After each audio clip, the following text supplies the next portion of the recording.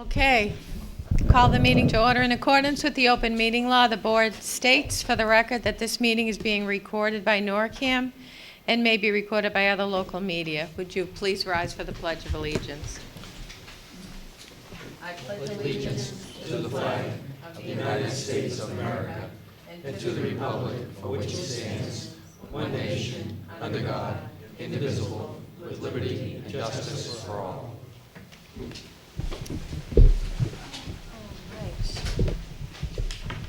So we're going to move on in the agenda to public hearing. I'm just going to read the notice of public hearing. This is item number 4 on the agenda, folks. In accordance with Chapter 140, Section 177 of the Massachusetts General Laws, a public hearing will be held by the Select Board in Room 14, Town Hall, 235 North Street on Monday, August 19, 2019 at 7:35 p.m. on the application of Yeba Group LLC doing business as Grill 19 for a license for operation of pool tables to be exercised at 20 Elm Street, North Reading, Massachusetts by the Select Board. So we have the application in the packet and we have the applicant here. Why don't you want to come and step forward and just state your name and just do if you could do a brief explanation. Thank you so much. And good evening. Good evening. It's pretty cut and dry and pretty simple. We had a piece of or an area in Grill 19 that we customized, closed off, glass from ceiling to floor, for a kind of a adult game room, consisting of 3 pool tables and 4 automatic games, pinball, things that such. Pretty cut and dry, nothing much more. And as an adult, we don't allow, we did when we had it. First of all, we're under the assumption with our entertainment permit that we were covered with our original entertainment permit. And we were told we weren't, so that's why we're backing. But it's an adult, no kids allowed, 21 or older. And that's it, there isn't much more to it. Okay. Hours of operation would be? We're open the hours that we're open. We're open right now because of the pool at 11 o'clock. We close about 10 at night, 10:30. On the weekends, 11:30. But not even that. Right now, we're starting in the morning at 11, but we close for the winter time, and we call it the open at 4. So 4 to 10, 4 to 11 on the weekends. And just for the record, you're Nicholas I'm Yeba? sorry, I'm Nicholas A. Yeba, Okay. owner of Teresa's Teresa's Hospitality Group, which owns and operates a number of restaurants, one of which is Grill 19 and Teresa's Prime. And this is for eight amusement devices and 3 pool tables? It looks like on the I believe application. there's a total of, yes, Okay. 3 of which are pool tables. Okay. And to the director, to the TA, any other issues that we need to address or? Just a couple of questions. Our understanding is that you do not intend to operate them on Sundays. You've not applied for a Sunday entertainment license for the equipment. Is that correct? I don't know if we did or we didn't, but I don't think you'll operate them on a Sunday anyways. Okay. Well, we don't have an application for that, so I just want to make sure. No problem, we won't. And I think there was a notation in the application packet from the fire department with regard to testing, the sprinkler testing. We're in the process of that, dear, and I'll explain what happened. Colangelo, New England Fire, retired without telling us, so we brought Wayne Alarm in. They took his place. They're doing the check for us right now. Hiller Fire is doing, they did a sprinkler test. They found that there was 2 sprinklers, spare sprinklers that you should keep in a drawer that weren't there. Someone took them, and those are on their way to us right now. So that will affect the fire, both the sprinkler and the fire devices. Okay. Mr. Gilberto. And just one other question. We received a question relative to the abutter notification, and a abutter across the street at the Greens indicated that they did not receive notice of the hearing. So my understanding is the direction you received from our office was to notify the abutters via certified mail, which would have included across the street. What we were told to do, we did from your office. So the abutter notification would require notice to the property across the street, which is the Greens. There are two registered owners or registered addresses for that. One is the Greens and the second is the Thompson Country Club. And we had also asked that there be a first-class mailing that go to all the residents in there as well. Was that done? Because we're being told that it didn't get received. Okay, there's more heads. Whatever we were asked to do, we did. We perfected that. Okay. Whatever we asked was to do, we did. Is there any information you could provide us that would help? I don't have anything with me now. Okay. So But we we don't want people to yell out or shout out. If you'd like to be heard, please to raise your hand if there's an issue, but you are here, so is there you did have notice to attend here tonight. So, yes, please come forward. If you don't mind, Mr. Yeva. Step aside. Hi, you can ask, sorry, my name is Elizabeth Coolidge. Thank you for coming to the meeting again. Um, I hope you're going to attend regularly. So this is 3 in a row for you, which is great for us. So. Actually, I've And done thank a lot. you. Yes, yeah. But please, I'm sorry. Oh, that's all right. My name is Elizabeth Coolidge Stoltz. I do live on the abutting street and am a 300-foot abutter of 20 Elm Street. And the answer, and you would have to ask for a show of hands or something to get everyone who's represented in this room. As far as I know, no one was in any way notified that any kind of gaming was going to be pursued or any license was going to be applied for. Rather, one of my neighbors told me that they were incensed that there was going to be gaming there without notification of any of the neighbors. And a number of us spoke to one another. All of us were upset about it. And so we decided to come tonight after checking the select board agenda and finding it on the agenda and none of us having been notified. Mr. Gilberto. Just a point of clarification. So you would not have received a notice relative to the gaming. It would only be relative to the pool tables. We received no notice Okay. of anything. And you live in a single-family home on the other side, I believe, right? Yes, Okay. but I also spoke to several of my neighbors who are direct abutters today, and they received no notification of anything at all either. So, To the applicant, do you have any information relative to the mailing? I don't have anything with me tonight. And what But we're, If I may, we're using the word gaming. This is not gaming, this is for pleasure. Let's get a clarification here. There was a pool table in the Thompson for 100 years. We elected to take it out. All we did was put it back in again. We put 2 more, okay? The word gaming refers to gambling of sort. That is not, we're not the Encore. We just put a couple of tables in there and a couple of games for our customers to be entertained and enjoy gambling. okay. And that's it. As far as the list, we follow the city's direction. Whatever you gave my people, that's what went out. And it's not someone who could have got it and others couldn't have. Whatever you gave us, that's what went out. Mr. Gilberto. So there would be a paper trail associated with a certified mailing. It sounds like you don't have it here this I evening. don't have one because I didn't expect to have to approve that we did what we were supposed to. We're So, pretty good at notifying the people. We got some practice. okay. Mrs. Gonzalez. Do you have to pay to play these? I'm sorry. Do you have to put money into the pool table Yes, to you do. play it? Every And the game. video games? Yeah, and there's no money except for the game itself. The dollar you played. Okay. Oops, sorry. Is Mr. that where it would be Schultz. considered gaming? No, gaming devices are something different than, amusement and pool tables. It's the two different things, 3 different things. Mr. Schultz. To me, this is a relatively minor request that you're making. However, I do understand there's a lot of abutters here, and I understand the overriding reason why you're here. And I think we have to do things by the book and just be fair to everybody involved, including Mr. Yeba, including the abutters.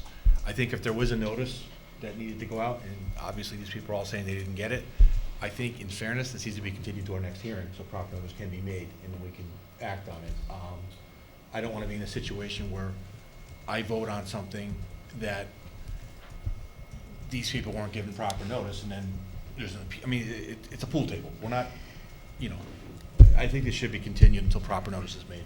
I'm not in favor of it because individuals showed up to come here, and I think if there's a legitimate reason to contest the amusement machines or billiards that you have, and you're here, and even if you found out from a neighbor and you come into this hearing, you're here, so we wouldn't want to make you have to come back to another meeting, even though we appreciate your being here. Okay, how many But- folks aren't here because they didn't have notice? That's the point. Yeah. That's the overriding issue. I mean, it's a fairness issue, There's a process.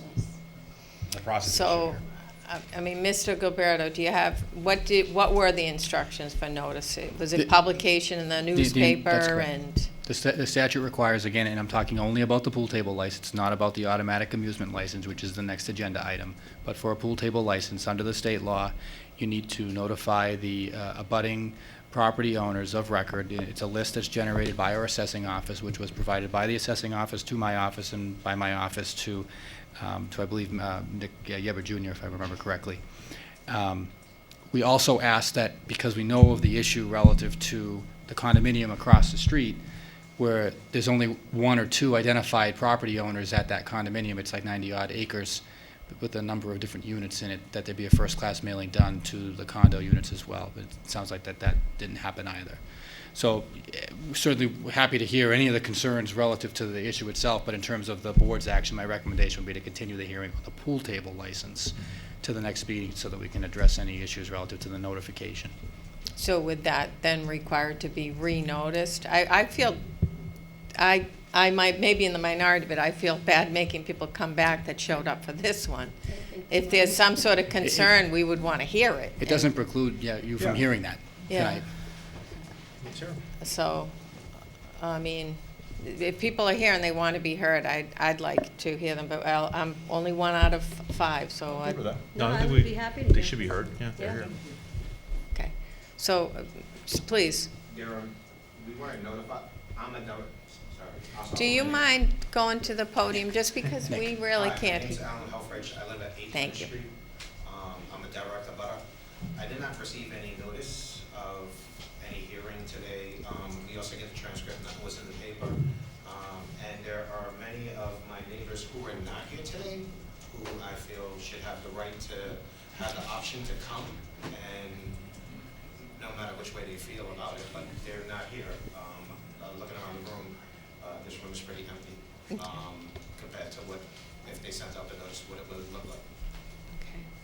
So essentially, just by show of hands, that for the people that are here to participate, you're not necessarily here to say yes or no or raise your objections, but to explain to the board that not everybody received notice, so you'd want it to be postponed or continued, right? Is that by show of hands what you're here for, is to ask us to wait till everyone who wants to speak on the merits can be heard? Yeah, you might as well. So, just for clarity's sake, Jeff Stoltz. Yes, Drive. thank you. I think I'm three. Thank you three and in a welcome row, back. three in I a was gonna row. say, yes, I'm yes. looking for 4. I just gotta We say. are too. So Yeah. the answer is, I think the first concern is I believe everybody should be given the opportunity. Okay. That's the legal process. Okay. We came because we didn't know. And yes, I also need to say in this case that we are also prepared to speak, or to share our concerns. But quite frankly, I think it makes a lot more sense to have us share our concerns once our whole community has the opportunity to be here, rather than to do it as 2 separate sessions, tonight and the next time, because we'll need to present twice. I prefer to continue it and then just let us come back and do it right the next time. My opinion, I don't know about the rest of you. but- So if anyone's here to speak in favor or against it, won't be able to come back to another meeting, would you, if you don't mind, please addressing the board now? That would be great. And if, sir? Sure. I'm Sandy Woodman, 34 Elm Street. Go to the microphone, gotta go to the microphone. Yeah, we're going to read it. He's going to have to mail to everybody. There's a microphone there Right. too, by the way. I got 2 new needs. Ah. I'm Sandy Woodman, 34 Elm Street.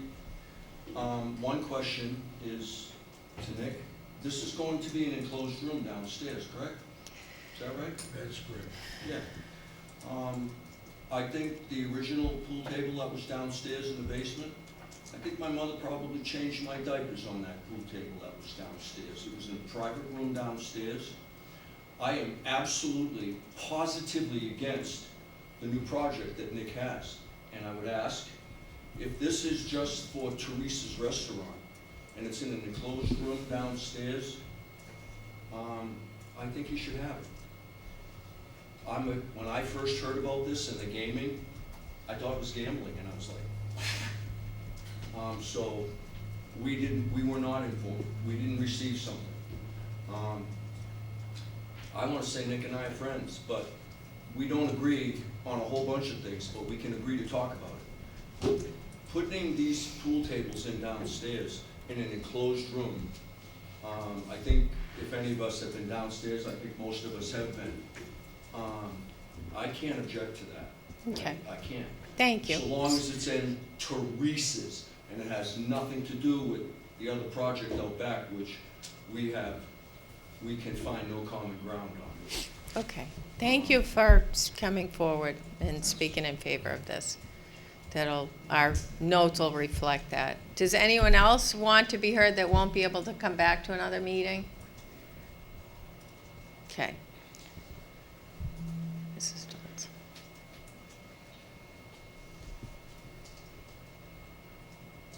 I may make it 4 for 4, but in case I don't. I'm still Elizabeth Coolidge.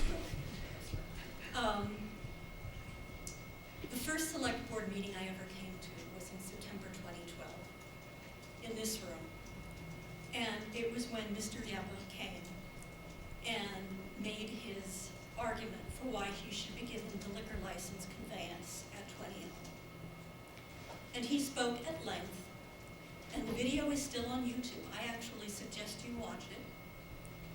He spoke at length about his unblemished business record and how the restaurant was going to be a diamond in the neighborhood, that he would never do anything to be a problem in anybody's backyard. And I actually transcribed it recently, have a number of quotes,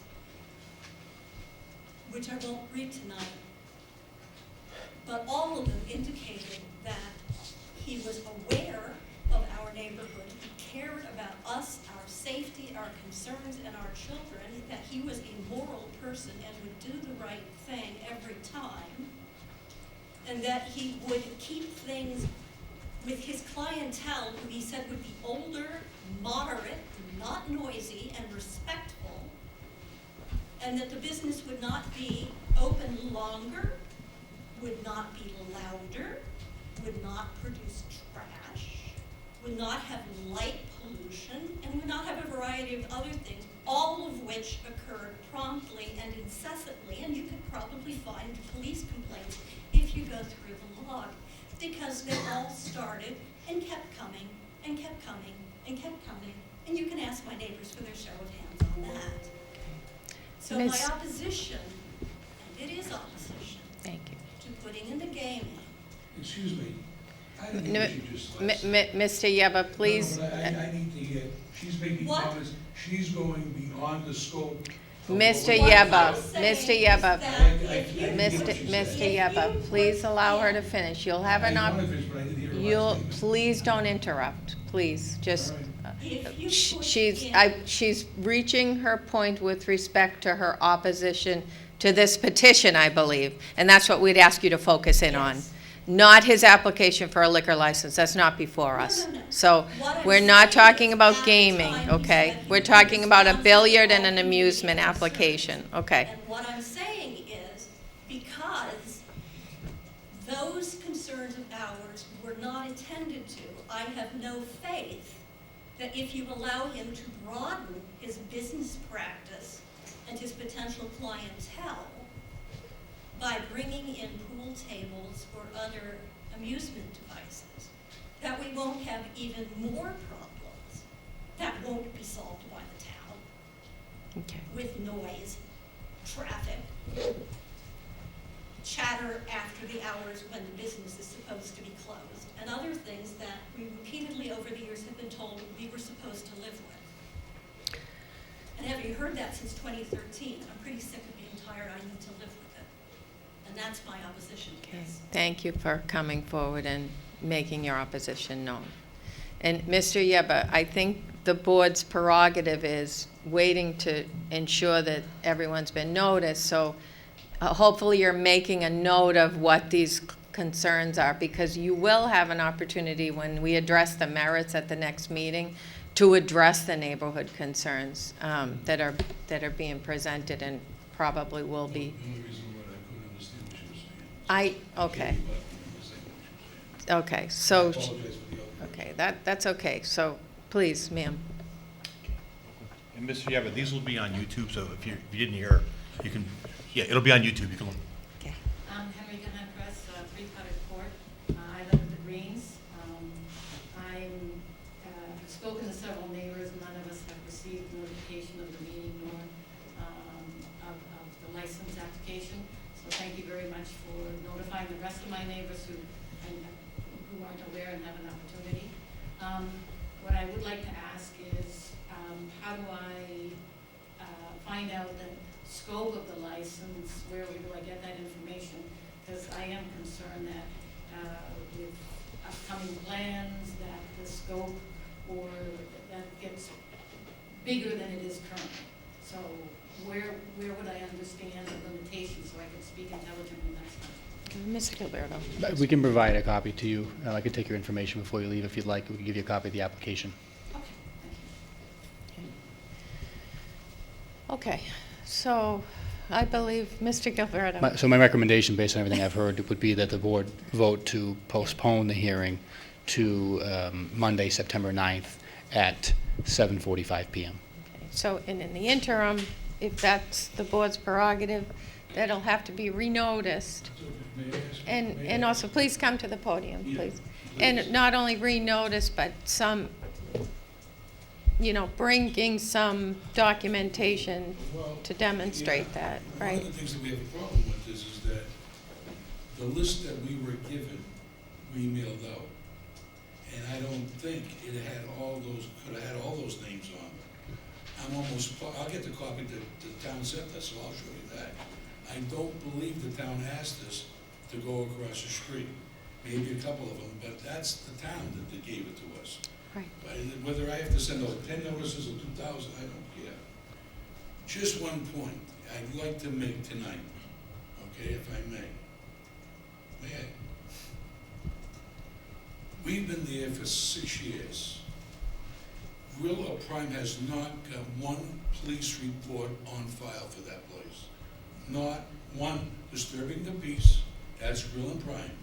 Never an outrage there, never a problem, never a fight, never anything there. Okay? I understand that we're not mixing two things together tonight. One is one, and the other one's the other one. For some reason, I think that whole issue is getting very cloudy. We'll get the list again from the town. I'm hoping, did you send it to us, Jane? Who sent us the list? I think Karen provided it. Yeah. Okay. And I have a copy of what they sent out. Now, if we find that the town gave us a list that didn't have these guys on it, that isn't my fault. That was the list the town gave us. I don't know that anyone's trying to assign any blame, but certainly we were. I'm getting Okay, a feeling Mr. from- Yaba, just all we need to do is, the issue really that's been raised is notice and making sure everybody that needs to be notified. So when the TA asked, we weren't sure because there was no proof of notifications, that's all. We're not contesting what you're saying, and we will get to the merits of the application. But I think it's the prerogative of the board that this'll be tabled, and they're gonna take a vote on it. Mr. O'Leary. Yeah, Mr. Yeba, just as a matter of course, most of the applicants that come before us for public hearings also provide us with proof of certified mail being sent. So those little green cards that you get back when you send them out, so there's your proof to the board's proof that you actually did the notifications that you were asked to do. So normally, if you had brought that in tonight, there'd be a little bit of Yeah. Tear a sheet. different issue, Tear a sheet from different the problem paper. here in relation to, Yeah. did you give proper notification or didn't you? So in the absence of the proof, You're gonna find that list is shorter than the ones that think it is, so. if And that's the I case, think we part can of, explain that. part of what was suggested to you was, the certified mail, is those within 300 feet, which might include 2 people over at the Greens area across the street. but I think you were also requested to mail the greens, first-class mail as opposed to certified, correct? That's correct, Yeah, yes. so, All right. Yeah, Well, but it anyway. was- I get what you're saying. okay, so, but had you And brought in that's- the certificates of proof that you... This, it's not the end of the world. I It's not understand. gonna put Teresa's out of business, believe me, it's not. Yeah. All right, we'll come back tonight and we'll get what you need, okay? Yeah, and just We're bring, not looking to upset anybody here, so we're not going to be attacked either, okay? We're not gonna be attacked either. So, And again, I think we're looking to have everybody play by the same set of rules, and there are a set of rules that need to be adhered to, and laws that need to be adhered to. We're just expecting everybody to do that, and that's fine. It's understandable. And Yep. we'll check on it, we'll bring it back, what the town asks us to do, and you can take a look at that. Yeah. I don't believe the Greens in its entirety was on that list. It was the list they gave us. Mr. Madam Chair. Mr. Wallner had his hand up, so. I'll just, Mr. I think Mr. Gilberto wants to respond to what I I know. said. He Again, can, I you can't say it can. any more clearly. You We- can, but we- he's being so polite over there waiting, Phil. That's okay, go. I can't say it any more clearly. We Yeah. provided an abutters list that included all of the interested real estate around, which would have included Gillis Drive. Okay, I don't know why they didn't get a notice, but they should have, and Okay. they certainly should have been on the list. If we made a mistake with the list, then I'll certainly explain it at the next meeting, but I would be surprised if that were the case. Regarding the residences in the Greens, for all those who are here that are at the Greens, if we followed the letter of the law, it's gonna say we send a notice to your office, and then it's up to them to distribute it to you. The courtesy notice that we do, and we ask the applicant to do above and beyond that, and I think Mr. Yeb is willing to do that, is to mail to all the residences first class, because it's much less expensive, obviously. It's kind of a belt and suspenders approach. I believe, and I checked with the administrative assistant in my office this evening to confirm, that that's what was asked for. We're happy to reconcile the list to make sure it's the right list. I think remailing the same list, if it's not the right list, isn't going to help. So I think it'd probably be best if we talk tomorrow and make sure we have the right list. And if there was an issue with that, I'm happy to explain it, but I did verify this evening, once again, what we did. right, and then sometimes people don't get their mail, or sometimes they're not there to accept a certified mail, and sometimes people aren't on the abutters list, and that's the whole purpose of notification in the paper. So, you know, that's part of it, that we're not gonna see perhaps just abutters, we may just see members of the public that wanna come and attend and address the merits of what is before us, which is amusement machines and 3 billiards tables, that's it. So we're gonna move on now, and I do want Mr. Wallner to have an opportunity to speak. I just want to just say, and I think it's safe to say, that you're suspending all activity and advertising about this until we resolve this issue. Is that correct? You have an operating in There's no access to the pool tables. There's, it was closed. okay, thank you. It was closed, Chief Merton called me, once we realized that we were in violation after being told, and he asked me to make sure it's open as an open system. Thank you. It's not an intricate part of the business. I understand. I just but understand. to- I understand. It's a convenience for some of the customers, that's all. Mr. before them, Mr. Gilberto. Please. So to respond to Mr. Wallner's question, I did bring this up. I mean, there does not appear to be a prohibition on advertising it, to be clear. Okay. There's a prohibition on use of it.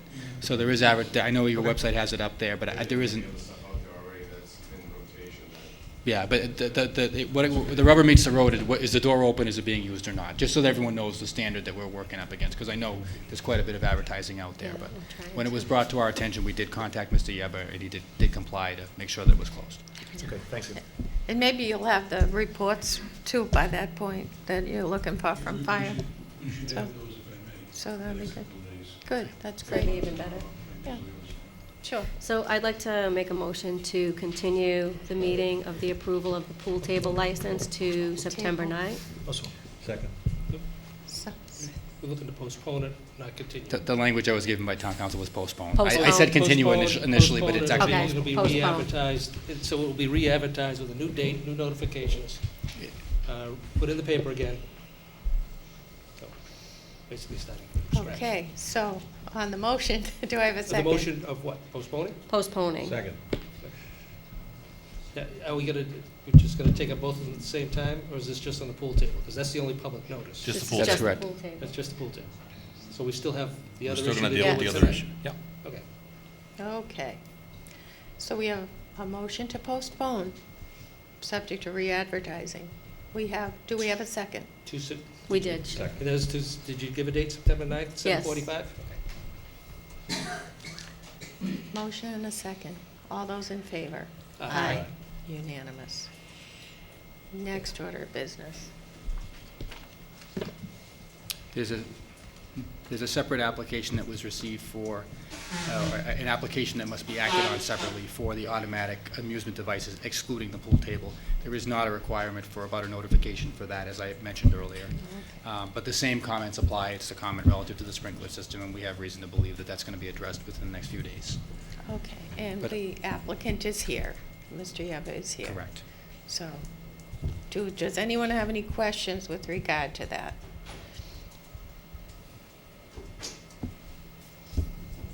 Okay. Any discussion? Any? okay, Need a motion. Do I have a motion? We need a motion first. Do we have a There's motion? second motion there. I move to approve the automatic amusement device license for Teresa's Grill, 19 at 20 Elm Street, to expire December 31st, 2019, subject to all regulatory department requirements. Second. There's a motion and a second. Do I have a discussion? Not a Mr. discussion, Schultz. just a question. Mike, do we have to, can we approve the motion subject to the sprinkler issue being rectified? So all of the board's actions are subject to regulatory requirements. So what will happen is we'll issue the license. I think it's actually in the packet tonight to be signed, if I'm not mistaken. And we'll hold the license until that gets addressed. And once it is, we'll release it. So it's more ministerial at that point. That should be tomorrow. Okay. You might have done it today, I wasn't sure. So I actually do have a question for Mr. Yeba on that. Are the amusement machines in the same room as the billiards The table? members will come to the pool table so that they can use them. Great. Until we address that on its That own. way I knew that was gonna take place. You can't have them in there. All right, right. Unless you're going to let people change babies' diapers on them, like, you know, Mr. Woodmansey. Where'd he go? Where'd Sandy go? That you- We don't allow anybody under 21. There you Yeah, go. you Okay. probably shouldn't do that, yeah. You never know. Okay, so we have a motion and a second. Any further discussion on the motion? Okay, so, well, we don't take We're public. beyond that, right? We don't typically take public comment on that, so Chair so chooses. if, do you want to hear I'll- Mr. Stoltz on the, I'm he's always- got his hand waved, so come up and talk to us, please. Thank you. I'm also going to take a moment and give you two names for the information on the license. So I have a question. Okay. Great. So Mr. Yeba has made the comment that he runs this wonderful establishment and there are never any issues. One of the questions that I have is Mr. Yeba responsible for everything that happens on his property? And I say it for this reason.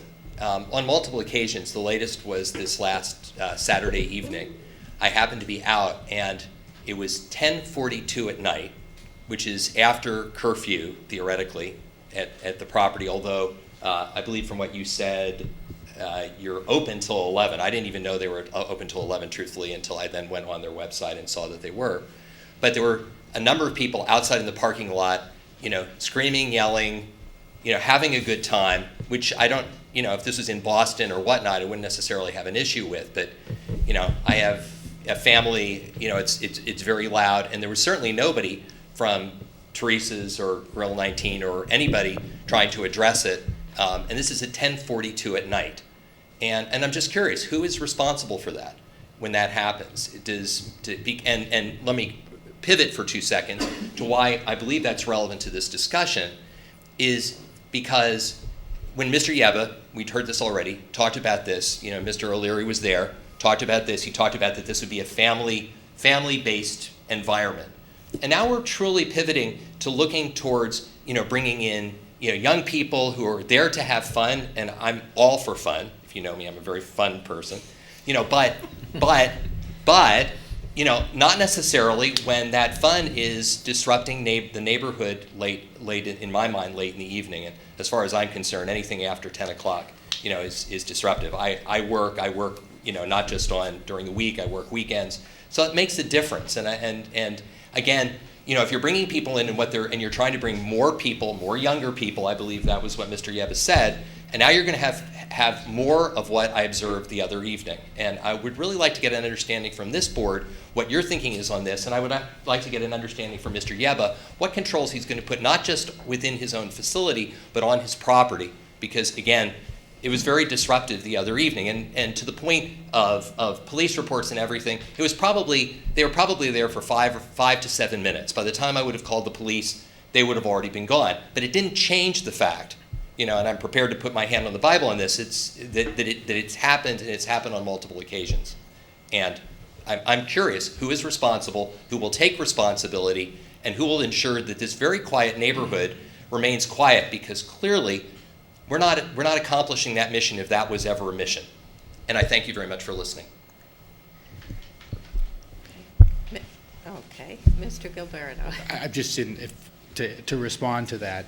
First, no matter where it is, if there's some sort of disruption happening in the community, I think if the chief were here, he would suggest that you contact the police department. So I encourage you to do so. I'll do that the next time. The second thing I would note is that, you know, if there's an illegality going on at the premises, meaning if there's something illegal, then it does jeopardize the license to a disciplinary review by the select board, and they would have what you call a show cause hearing if there was sufficient evidence for that, and could potentially take discipline on it, depending upon the severity and the case law out at the state level with the Alcoholic Beverage Control Commission. There could be a punishment that's levied.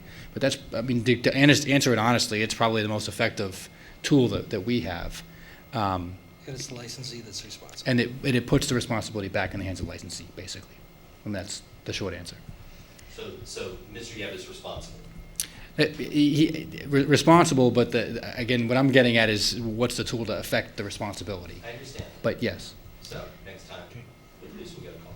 Thank you. Mr. Schultz. And Jeff, one thing, every restaurant has an occupancy capacity that they're allowed. This doesn't change the capacity that's allowed in the restaurant, so it's already permitted for a certain number of people. Mr. Yebb, I'm presuming, is going to stay within that rule. Mm-hmm. That's why we have those limits. We're also going to stay within our 1 o'clock license that we have as well. And we really don't go to Why don't you, can you pass the microphone down to Nick? You know, I happened to be in North Reading on Saturday night. We have valet parkers out there. If you could talk and then a mic to folks. We have, I can't stand and talk at the same time. We have valet parkers out there that watch the lot. So I don't know what you saw, but you should have let us know. You should have called the police. You should have called the police. There's another thing that happens down there too. We're seeing, Sandy's still here? Cars pull in, they drink up in the corner near his house. They're on my property. Got nothing to do with me. We see him, we chase him out. If we see him, you'll see beer bottles all over the street. We have to, all over the parking lot. It ain't my fault. It isn't my customer. My customers are people like you that come in, eat, have their drinks, and leave, especially up in the Prime Steakhouse. We've got a lot of people that come up there that don't go drinking in the parking lot, obviously. But we try to police, we've never had any problems. This is the first I'm hearing of it. So, That I Mr. can- that's Mr. from my Yeba, customers. you're hearing of it. What are you going to do to address it? And if someone is coming in and drinking in your lot, whether they're your customer or not, that's your purview. What It we is do we call- something We don't you, get involved with it. We call that's what the we, police what and do let you them do come down about and do their it? job. Right, so it is your responsibility if that's Oh, going no, on. we're not negating that, but we Yeah. haven't seen any of it, so I can't tell you. If we had a problem with that, we wouldn't get in the middle of it, that's a lawsuit ready to happen. Okay. We called them, the North Reading Police, they come down real quick if we need them, I'm sure, and they would take care of it. So Get 'em out even of though our- this is the first you're hearing of it, what are you going to do to address it? Nothing, but keep an eye on it, if we see it, we'll turn around and call the North Reading Police. This isn't a common, I was there on Saturday night, it was as quiet as a church. They left there at 11:15, but let that be as it may. But we will make sure if there is any activity in our yards that we spot, after hours, we're not there, so we don't know what happens. And a neighbor should call the police. I don't want anybody in my yard breaking beer bottles. Call the police, get them down there. But if it's during working hours and we're there and we see them, darn right we're gonna call the police and get them the hell out of there. We don't want them there. That doesn't no good for my business, because there's other patrons coming out, they don't wanna be exposed to that. Okay. That makes no sense. Okay, anybody have any other questions or discussion, or, so we have them, oh, yes, please. Henrika Huntress, 3 Putter Court. I was just wondering what the limits were in terms of number of machines or amount of money that can be charged, or, you know, whether or not this can be, I know that, I think I did hear a limit of December, end of December 2019 for this license, and then you're going to review it, correct? It's up for renewal. Up for renewal, okay. Will there be a hearing for renewal, or? A renewal doesn't require a hearing. The board traditionally considers renewals in December each year for licenses. The pool table license is different. It doesn't renew until April, I believe. But for the automatic amusement license, that would be in December, most likely, first or second meeting in December. And we address all of those for all different establishments at the same time. We Correct. do that at the public hearing, but we don't publish or anything. These routinely come up. This is, this type of an application is a routine application that would get renewed unless there were issues that had been addressed. And like Mr. Gilberto said, you know, if there were, and we're not aware of any, we're not, since I've been on the board, we haven't had any issues even with this establishment. So we're not, we would address issues of a lack of control or issues that are, you know, being recorded. And the way that we would address them is it's usually brought to us by the police. So they're called out for, you know, disturbances or things like that.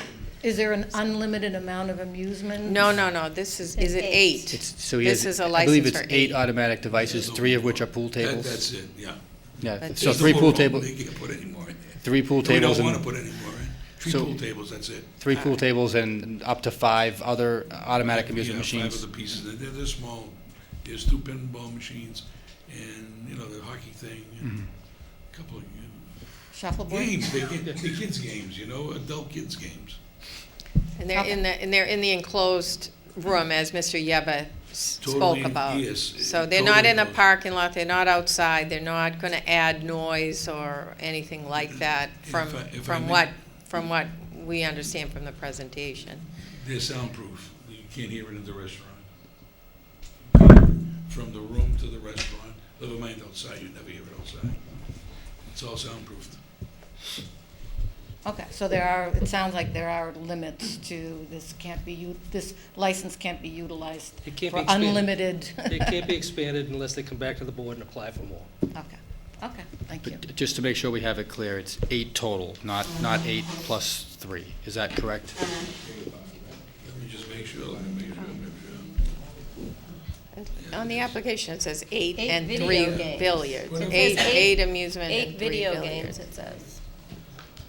Yeah, that's the number. They're small, some of them are small games. So we'd be granting a license for 8 is what I 8 video understand. games. And And then so 3 that's pool what, tables. looking at the application, it looks like, that's what I'm trying to figure out. There's, you come down and look at them, there's 3 pool tables, because that's all you can fit in there. There's 3 pool tables, 2 pinball machines, and 4 other electronic games, including the hockey games. So there's 4, 6, plus the 3. Okay, so it's That's what you got. 9 total, 3 of which are pool tables. That's exactly right.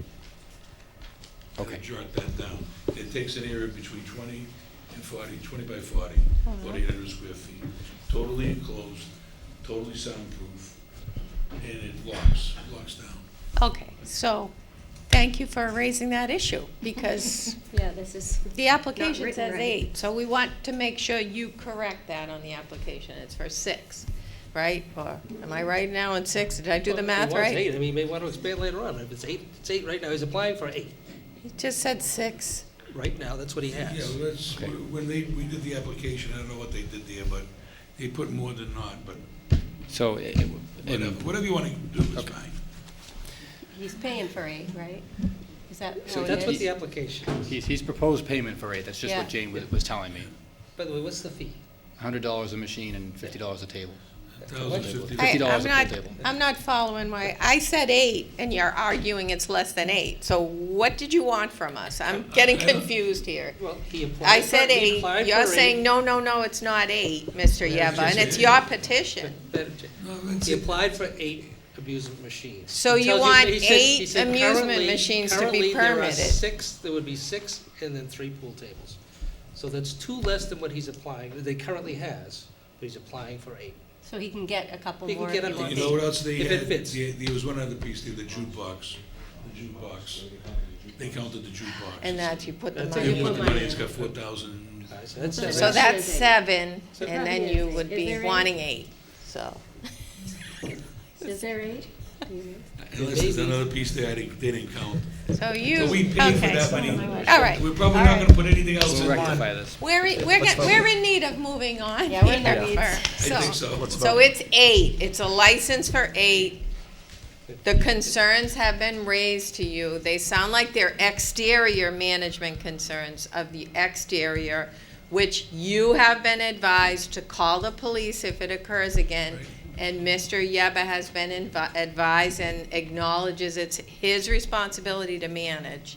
And now it's interior, closed-off room, soundproof room, which I'm presuming you have personnel managing as well in there, so that there shouldn't be any disturbances emanating from the room with the amusements.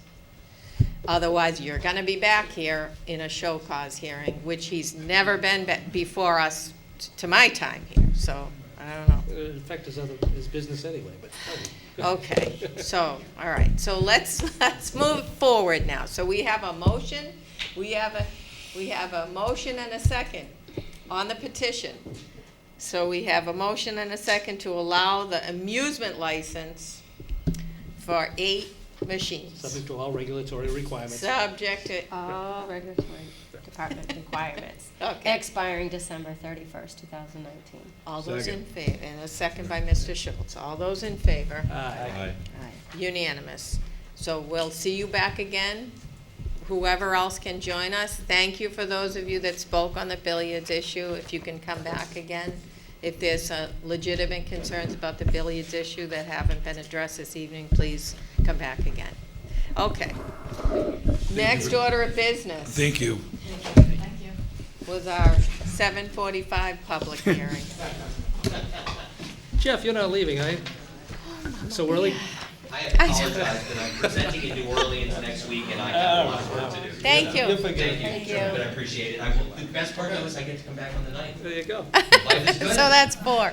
There you go. Thank you very much. Notice of public hearing in accordance with We chapter. should start paying you the way we get paid. In accordance with Chapter 148, Section 13 of the Mass General Laws, a public hearing will be held by the Select Board in Room 14, Town Hall, 235 North Street, on Monday, August 19, 2019, at 7:45 PM on the application of Pulte Homes of New England LLC for the storage of 6 1,000-gallon tanks of above-ground flammable and combustible gases. License to be exercised at 220 and 244 Martin's Landing, which was a previous address of 104 Lowell Road by the Select Board. And we have a representative from Pulte Homes here to Yes, speak. thank you. Please state Thank your you very name. much. and- Thank you, Madam Chair and board members. I appreciate you taking the time to hear our request here tonight. My name is Reed Blute. I work for Pulte Homes, and I think probably the first thing I should do is hand over the certified and here's the cards.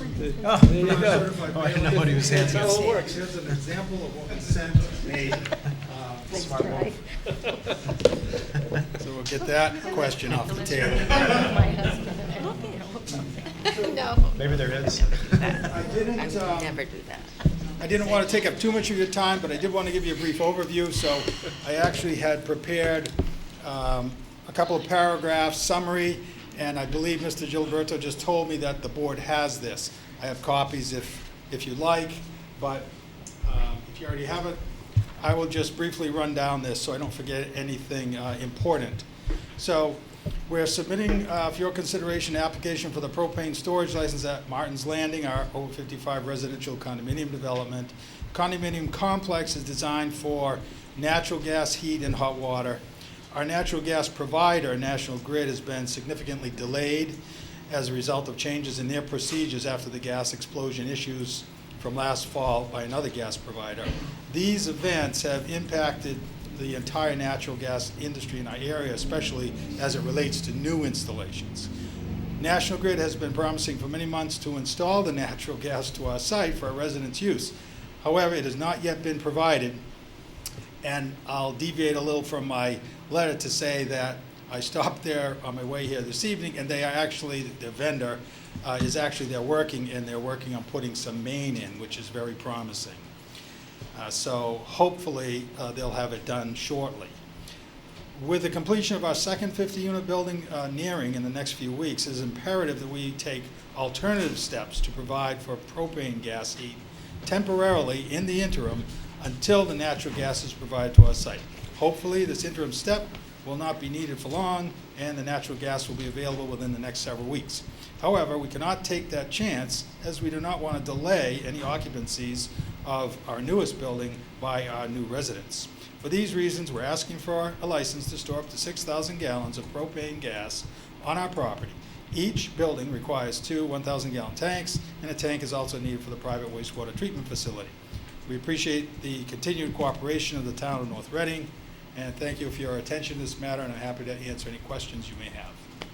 Thank you. And in the packet, I'll note all the department heads have reviewed and signed off on this. I don't know, and Mr. Gilberto, you can correct me if I'm wrong, if there are any issues. It's been reviewed also by the fire department.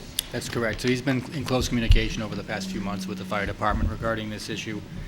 I just want to clarify, Mr. Blue, the total capacity for storage on site you're looking for, including what's already there. How many thousand? 6,000. 6,000, including what's there, or 6,000 in addition to what's there? So,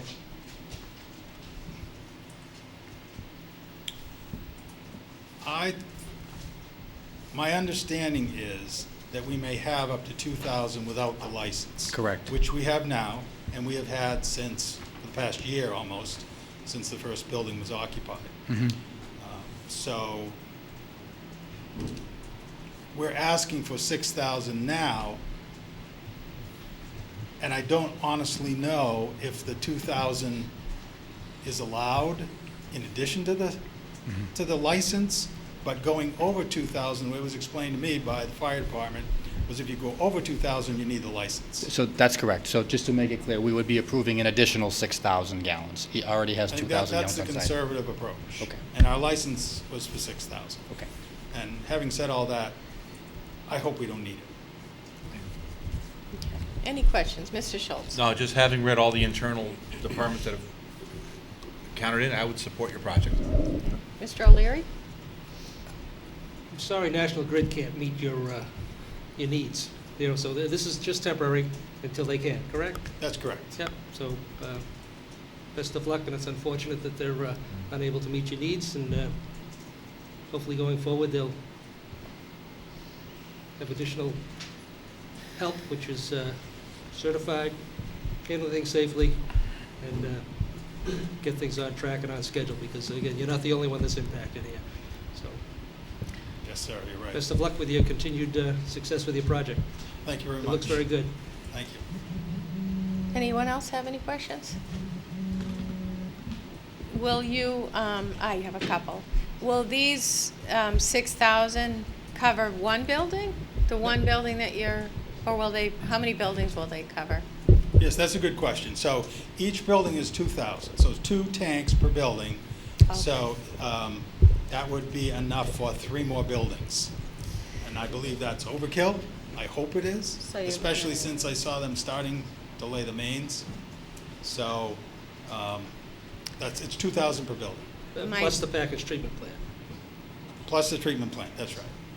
And my second question is, will you keep them there after, if and when they're able to provide service to the buildings, National Grid, or will you remove them? We will remove them as soon as we can after natural gas is available to the site. And the timing on that is a little tricky because we have one building that's fully occupied now, and they've been on the propane gas since inception, which is going on 9 months now. So those folks, we will change over to natural gas as soon as that's available. And same thing with the next new building that's starting, we will change them over as soon as it's available. The tricky part is the time of year, because the gas fuel is for heat, space heat and hot water. So it's a little tricky to do that in the heating season. So it may not happen until, weather allows, even if the natural gas, let's say it came in December, we wouldn't be able to change people over until the weather warmed up. But the idea is it's temporary. We're going to change all of the homes over ultimately to natural gas once it is available and conditions allow us to do that. Okay, does anyone else have any questions? Any further discussion? Do we have a motion? I move to approve the flammable storage license for Pulte Homes, Martin's Landing at 104 Lowell Road, subject to all regulatory department requirements. Second? I have a motion and a second. Close the hearing? Oh, we're still open on the other hearing. Amusement. I will, if hearing no one to come and speak regarding the application, I'll close that portion of the hearing. And I have a motion. I have a second on the motion. Do I have any further discussion of the board members? All those in favor? Aye. Unanimous. Good luck. Great, thank you very much, I appreciate it. Thank you. Okay, we're up to board member reports and public comment next. Should we pass over? Should we go to Yeah. Let's do the 8 o'clock public hearing next. Public comment. public comments? And then hearing. Is anyone here for public comment? Oh, one person, straggler. Please, Had I come known, we in. would've passed over that. State your I know that, Mr. O'Leary, state that's your why I just name sat for with my hand out. Good evening, everyone. Sean Delaney, 7 Dix Road. Just very briefly, we had a wonderful opportunity in this town over the last weekend with the wall of healing that came into town, and I had an opportunity to go down on a couple of occasions. And first, I want to thank the select board for approving that, if in fact you did. Susan Magner for the efforts that she put in, and all the sponsors and volunteers, and Marty Tilton. I think every time we went down there, I think Marty just stayed there from Tuesday when it arrived until he's probably still there, actually. He brought a bag cleaning of up. rice with him and just stayed there. Yeah, I think he's picking up every piece of paper down there. But it was just a wonderful, moving tribute to those 58,000 men and women who didn't return alive, and those who are still missing in action, plus the veterans that came home and were not honored as they should have been when they returned. So I just want to thank you all for that. It was a great having North Reading on display like it was last weekend. Yeah. Yep. Thank you. Anyone else? All right. How about if we move on to the public hearing? All right. Agenda item number 9. Joint meeting with the with the Economic Development Committee to discuss 70 Concord Street, and the members of the committee are here. So, want to come join us? Come on up to the table. Yes. And our planner is here, Danielle. Come on up to the table. Wastewater? Water, wastewater? Okay, we can get it afterwards.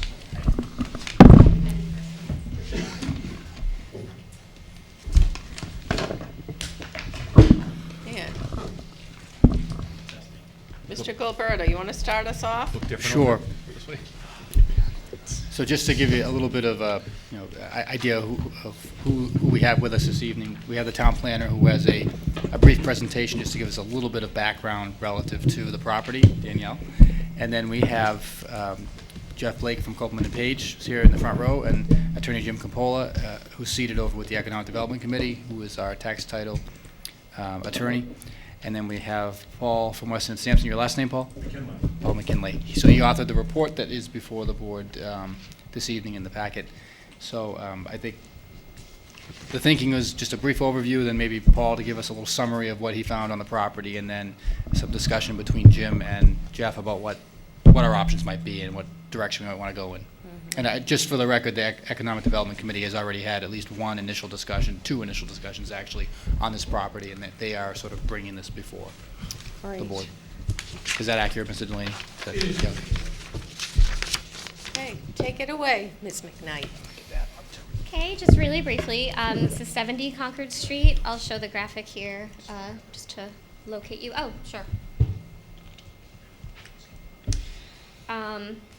This is right here at the corner of Concord Street and Hallberg Park.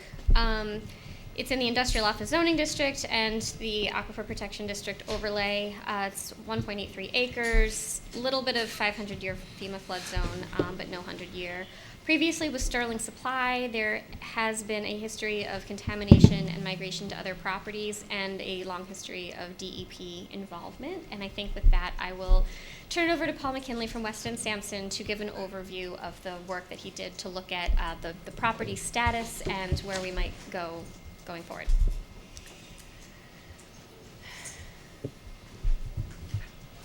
Good evening. My name is Paul McKinley from Weston Sampson, and we took a look at your request. We took a look at the 70 Concord Street property.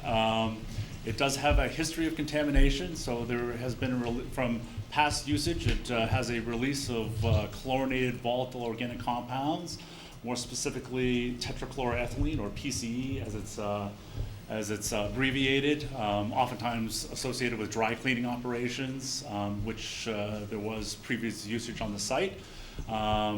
So the release has caused impacts to be in soil and groundwater.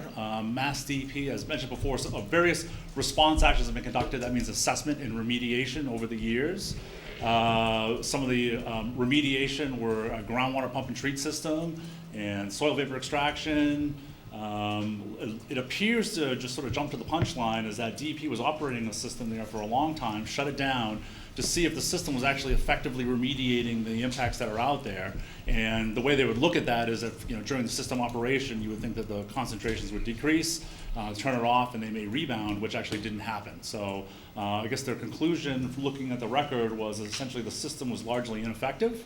And there's a long way to go in order to reach a regulatory milestone. So some of the immediate concerns that come to mind on this release is that it is in an aquifer protection district, as Michelle just mentioned, which means that you have to meet the most stringent groundwater 1 drinking water standards.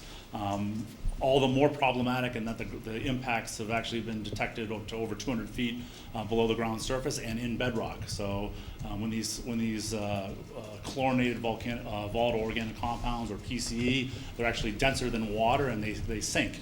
So these impacts have migrated substantially vertically into the bedrock, making it all that more harder to clean up.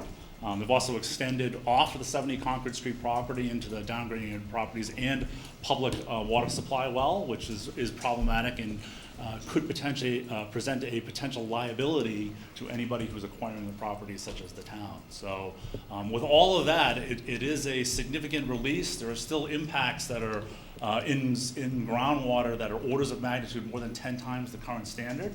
And there's no responsible party doing the cleanup. DEP had assumed that for a long period of time, but nothing active has really been occurring for the last several years, largely or likely due to the fact that significant funds would be necessary to actually implement a new remedial option that might be more effective at addressing the chlorinated impacts. So it's a tough problem, and it's out there, and it could pose risks both to the public water supply well, but if somebody was to develop the property, there's the potential for vapor intrusion concerns. This is something that's in recent years has really been a highlight or a focus of the regulators and our environmental community, and that these compounds could get into any structure, and with the inhalation, everybody breathes, that inhalation could really pose a short-term risk to folks as well. Now, there are ways to address that. You can do vapor barriers or like a subsurface pump underneath the slab of the building, similar to like a radon system,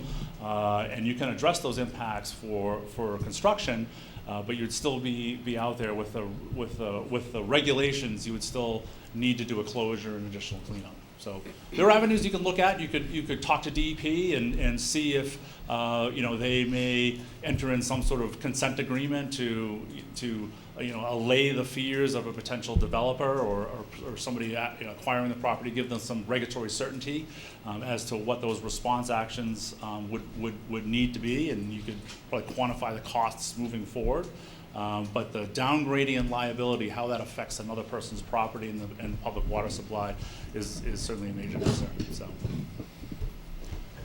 quick summary there, but certainly happy to answer any questions. Thank you. And do the members have any questions? Your report was pretty comprehensive and sort of explaining the gravity of the situation there. But do the members have any particular questions of our expert while he's standing up there? I guess my biggest question was, we know all this contamination is in there, and there is some assumption that the town must take over land, but I mean, forget even that. Like, who's responsible to do something about this? Because obviously it's still going on, so it doesn't make any sense. And now that we know it, something has to be done, right? Yeah, and so typically under the regulations, you would have what's called a PRP, or a responsible party, potential responsible party, or a responsible party has been identified. In this instance, it looked like there is no responsible party, and that's why DEP picked it up. And given the impacts, I'm just reading tea leaves here a little bit, but given the impacts to our public water supply, they deemed this a higher risk and picked up the remediation efforts themselves, and then discontinued them when they saw that they were largely ineffective in what they were doing. So again, a heightened issue here is that there isn't somebody on the hook to really do that remediation, and if the town or somebody else were to acquire it, they could be assuming the liability for that cleanup, and very well may be. So that's it's a funny dilemma, because why would anybody pick it up knowing it doesn't make any sense. But meanwhile, it's still a problem. And it's out there, and that's where, working with DEP, they certainly recognize the issue in this case, and they certainly have incentive to try and get it cleaned up, as does the town, get it back onto the tax rolls and make it a productive property. So that's where a conversation, a lot of times DEP actually will, there are set regulations that want to make sure there's no risk there, but the DEP may be willing to, enter in a conversation and talk about how that cleanup effort, and there is a long history here, so it's not like it's a new release.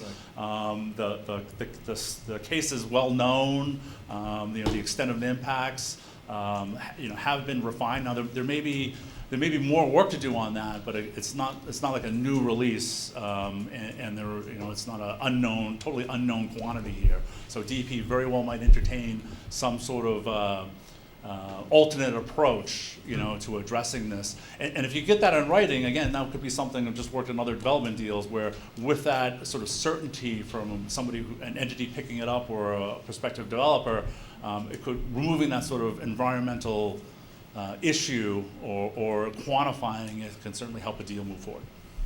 Mr. Schultz, Mr. Walm, did you have any other questions? Just to follow up, let's say the town does nothing, nobody does anything. Does the DEP step in then and take care of it anyways, or do they just ignore it the way they have for years? Yeah, it's hard to say what DEP will or won't do, but it's usually a question of funding. And again, they were involved in this for numerous years, and at this stage, they sort of backed off it a little bit. So stepped in and stepped out. Yeah, they stepped in and they walked off, and from my understanding is the public well is not in operation. And that may be one of the variables at play here, is that if it really was threatening a population, they may be more actively involved. But I understand that's not the case. Okay, thank you. Mr. Schultz. Question for you. I know DEP in the past has worked with developers as far as letting them buy the property, holding the town and the developer harmless what the developer promises to remediate. Do you see that something as being feasible on a property? This isn't a gigantic piece of property, and obviously with no wastewater solution there, it's going to be limited what you could put on there, because you can't leach into a contaminated area and further, make the contamination worse. Do you see that as being on a parcel less than 2 acres, something that the DEP would entertain, or? Yeah, I think this is the property size and the potential costs to remediate, may be what's working against in this issue, in this instance, and that the cost could be prohibitive long term to sort of address this issue. And it's these impacts in bedrock at depth and extending off property. Those those may be hard to overcome, given the financial. Well, I think if we had a counseling. sewer there, it would be different. And if you had a sewer, yeah, so the infiltration, I work with this a lot, the infiltration isn't necessarily, you need to demonstrate that your infiltration isn't exacerbating the problem that's there already. Yeah. And given that it's, probably decades old release, you may be able to actually demonstrate that or design a system that might not exacerbate the extent of impacts now. It could be, it's an engineering problem to say the least, but it may be feasible to overcome that. And that Reading well, I believe, is still a backup well. It's- I think they're still counted as a backup, yeah. But with that receptor there, I will say that's a design challenge for sure, and out of the scope of our review. But this, certainly if it wasn't infiltrating on site, that would be easier to overcome. Any other members have questions? Mr. O'Leary. It's probably for Attorney Capola, I guess, because over the years, we've been taking a look at this property and trying to get it back, I should say decades, looking at this property, trying to get it back on the rolls here. And we've always been advised to don't take it. Don't take possession of it, because the back taxes which are owed at the time, a long time ago, was very little. So should we take it for back taxes and then remediate the property and sell it? But the problem wasn't fully identified as to what the extent of the costs were going to be. And time marches on, and I have no idea what's owed on the property now, but probably, what, $750,000? Could I ask the treasurer just to speak to that? Yeah, probably $750,000. And I guess the question was, we were told in years past was, we could never sell it for less than what's owed on it. But apparently something may have changed. That's not necessarily the case. Well, I have some more follow-up questions for you, so can you hang in there? Excuse me, I don't mean to Okay. interrupt you, but I did want to get back to your No problem. presentation too, so hang in there. If Sorry. you, Before you answer, Sure. I think if we're getting to that issue, I think it behooves the board to go into executive session to hear the answer to that. And I think what also is going to come is regarding the lien that DEP has on it, what can be done regarding that. I think it may be disadvantageous to the town. That issue that Mr. O'Leary brought up is discussed in open session. I'll rely on counsel for the open executive. Well, unfortunately, I don't know that you can just go into executive session now unless it was actually noticed. However, if we are going to be talking strategy with respect to sale of the land, then it may very well. I'd just like to know what the options to the town are. Again, as far as what we're gonna do, that's down the road. I just wanna know, what are our options today, and how are they different than they were before? Certainly, he can give you a broad overview of your. they're not any different than they were before. I think one of the options we talked about was possibly assigning the lien to someone who was interested in the property, and that person or entity would take over the position of the town. So that person or entity would own the lien and then go through the foreclosure process and become the owner of the property. So the town would be out of it. The town would be paid the taxes and the interest that was owed on the property. And then their liability they would have no liability. You would have no liability in that situation. The only problem with that is now that the statute says that if you go through an assignment auction, it'd have to be an auction, the minimum amount that would have to be paid would be the taxes and interest on the property.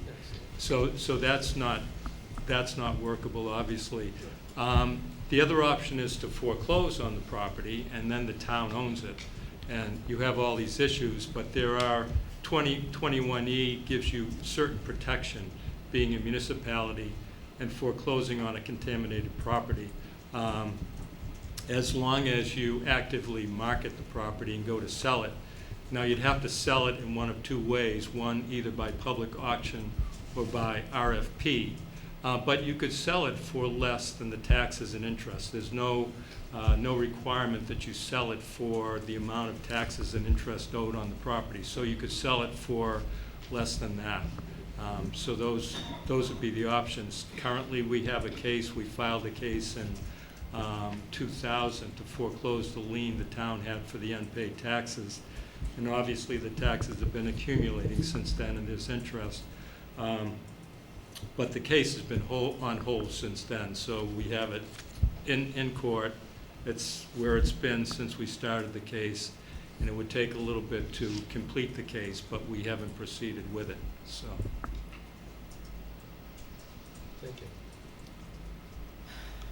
I'm not anywhere near there, because I just want to get some more facts from you. So you mentioned that this is a release that happened years ago, right? So it's not, in a sense, it keeps going on and on. It's just migrating everywhere right now. It's going deeper and expanding, right? There could still be like a source of impact. So in reading the reports, there's a couple of potential sources. There were some underground storage tanks which were reportedly abandoned in place. So those could represent like an ongoing source. Or if you have really impacted soil, like near the loading dock area where these tanks are, that could be contributing as an ongoing source, as things rain and precipitation comes through, passes through this impacted soil, and continuing to impact the groundwater as it passes through what we would term as like a source area of these impacts. It looks like they tried to address that in previous remediation efforts, but I can't rule out that there's still sort of an ongoing contributor to those groundwater impacts. Okay. And then my second question on that is, and I could have misunderstood, but it seems like you're mentioning migration to, is it abutting parcels? Do they have an issue with this that anyone's raised? Because I'd be a concern if I was an abutter to it.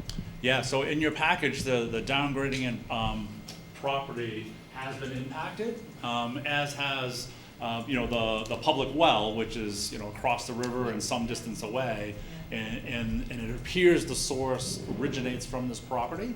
That's at least what the reports are intimating, and it certainly appears that way from the data that's provided. There was a figure that we attached there which showed sort of the distribution of concentrations, and they are migrating onto downgrading property. So that's, again, one of the large liabilities. I mean, you can always do a cleanup and mitigate it, but the effects on the downgrading and property is a concern for anybody. The liability there for the effects on the property and the property value of that downgrading and site. Those are some of the liabilities that are hard to quantify for a prospective buyer. How, I know this might not be in your purview, but how is that to be contained? What would be done? I mean. No, it's a good question. So, DEP operated what's called a pump and treat system and a soil vapor extraction. So that pump and treat was just sort of pump groundwater, and they pumped 3.6 million gallons over the years in an effort to sort of pull it back and contain it. And from what we're reading is those efforts were largely ineffective. So again, that's to sort of highlight the problem here. These compounds we measure them at parts per billion. They're very persistent in the environment. They're denser than water, so they sink. Sometimes gasoline floats on water. It really helps how we clean them up. This is sinks, and it is sunk into bedrock, which is all the more difficult to try and remediate and address. This impacts that are in the fractures and the fissures in the bedrock. You need to find where they are and then try and get it out. So again, a challenging problem to say the least. Added to that, it's in a drinking water area, so you absolutely have to meet that drinking water threshold in accordance with the current regulations. So it's a tough problem, tough challenge. But with all that said, again, it's a premature site. They've tried to remediate it. They've got their arms mostly around the problem. There's actually still a few holes there, but I think the problem is known, so you can quantify, how to address it to some degree. So I think that works in the favor of somebody. It's not a new release or a new condition. They've been working on it for decades. So. Does anyone have any more questions of our expert? Okay. I have a follow-up for you then, just in terms of, if I just, thank you. Yeah, just want to make sure I understand it correctly, so you're saying that if we took the parcel, because there's no way we can assign it unless it comes into our ownership, which we don't have right now. So you're saying that 21E protects us, and that once we become the owner, we're not the responsible party for cleanup, mitigation efforts, and clearing it up? Is that what you're saying? There are certain protections given you you wouldn't be considered an owner for cleanup purposes of what's there before you became the owner. And you're required, if you wanted to keep it in your inventory, then you would be considered an owner for cleanup purposes. But if you actively try to sell it, then you have some protections, not complete protections, but you would, if you obtain knowledge of the release after you acquired the property, you would have to notify the DEP. You'd have to provide reasonable access to the DEP to the site. You'd have to make sure that you'd have to prevent exposure to the site, to the public, and you'd have to contain any further releases. So those are variables that you might be involved with. While we're actively marketing it? While you're actively marketing it. And as I said, there are two ways that you're required to, if you want to sell the property, you have to do it through an RFP, 30B, request proposals for the bids on the property, or you have to hold a public auction and sell the property in that manner. So those are the two ways. But there's no really time constraint on having to do that. You don't have to sell it within a month or 6 months. I think if you actively attempt to sell it, even within a couple of years period of time, obviously if you're successful, then you divest yourself of the property. So what happens though if we actively market it? We take it, we actively market it, and then nobody wants to bid on it, and then it is stuck in our inventory. Then we are the responsible party. Well, what you could do in that situation is, if we foreclose, we're going to get a judgment from the land court, and the judgment actually operates to transfer ownership to the town. So if you were actively marketing it, you couldn't sell it, you did everything you could to attempt to sell it, then we could go back. The town has the ability to ask the court to vacate the judgment. So you could go back into court after that period of time and ask the court to vacate the judgment, which would take ownership out of the town's name and transfer it back to whomever owned it prior to the entry of the judgment. So you would be divesting yourself of title in that manner. So that would be the only option I could think of that maybe you would prevent any liability by holding on to it after the fact that you couldn't sell it. So my one other follow-up on that, or question on that, it would seem to me like we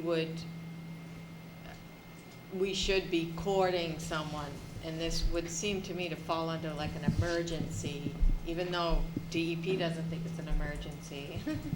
And the other ones that are managing it, and their efforts didn't help with it, but it would seem to me like it would be somewhat of an emergency that we would want to bring before we decide to take it, that we would have that surety of someone being there to develop it or something like that ahead of time. That would be optimal if you had. Can we get around the 30B bidding or auction requirement because of that? It's a hazardous site. I don't know if you could get around that. I think you'd have to have an act of the general court to, other than doing the RFP. Avoid the law, yeah. No, right, but no, you know what I mean. but, It's an emergency under yeah. the 30B. But I mean, theoretically, you could transfer ownership of the property for $1, I guess, and if you had parties that were willing to buy it and then take on any responsibilities or liabilities. As I said, you don't have to sell it for the taxes and interest that have accrued on the property.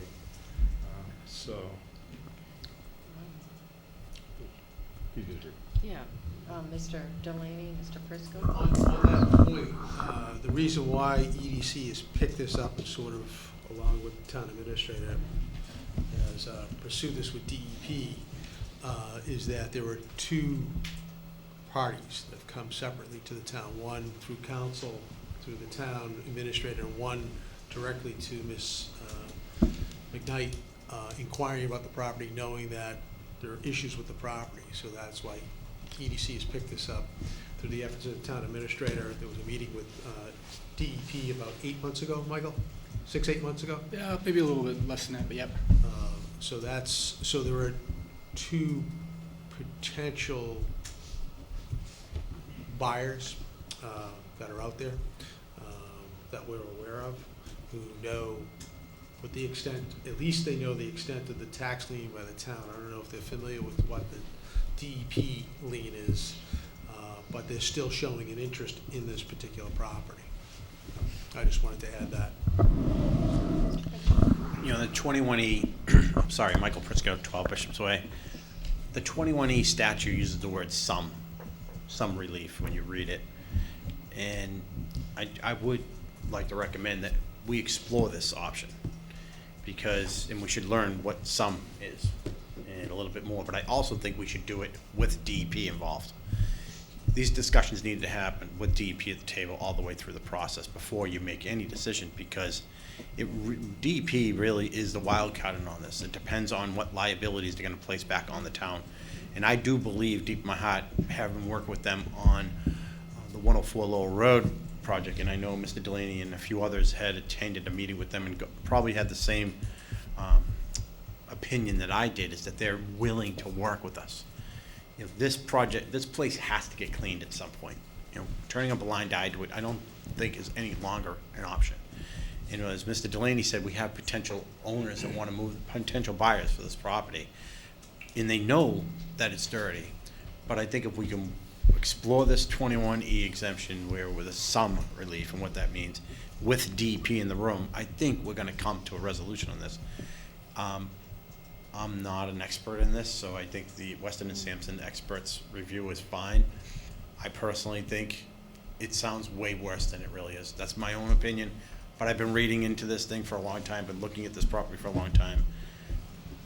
Don't listen to me though, but you got to go with your expert. But I would like us to be a little calmer about this and not think the sky's falling on this after hearing that report. I really think we need to get DEP back at the table, and I appreciate his review, but I also think we need our council, our experts, our team at the table with DEP.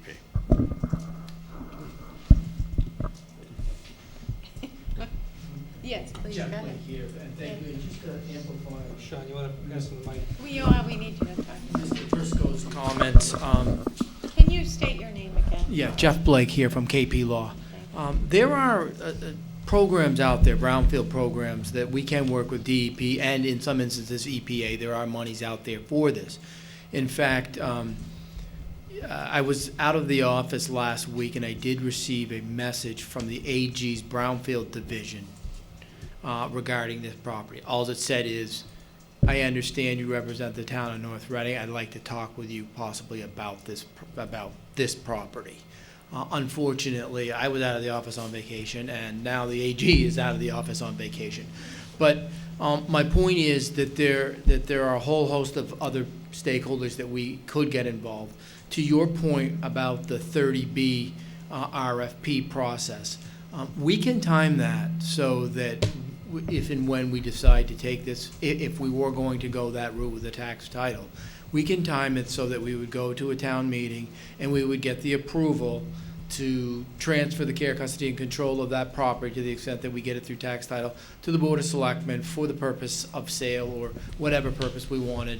We could draft everything. We could have an RFP ready to go before we actually ever took title to the property, because you are right. In order to pass title, you got to have title. But these are timing issues that we can certainly work with the town, and we can make that work. I think the biggest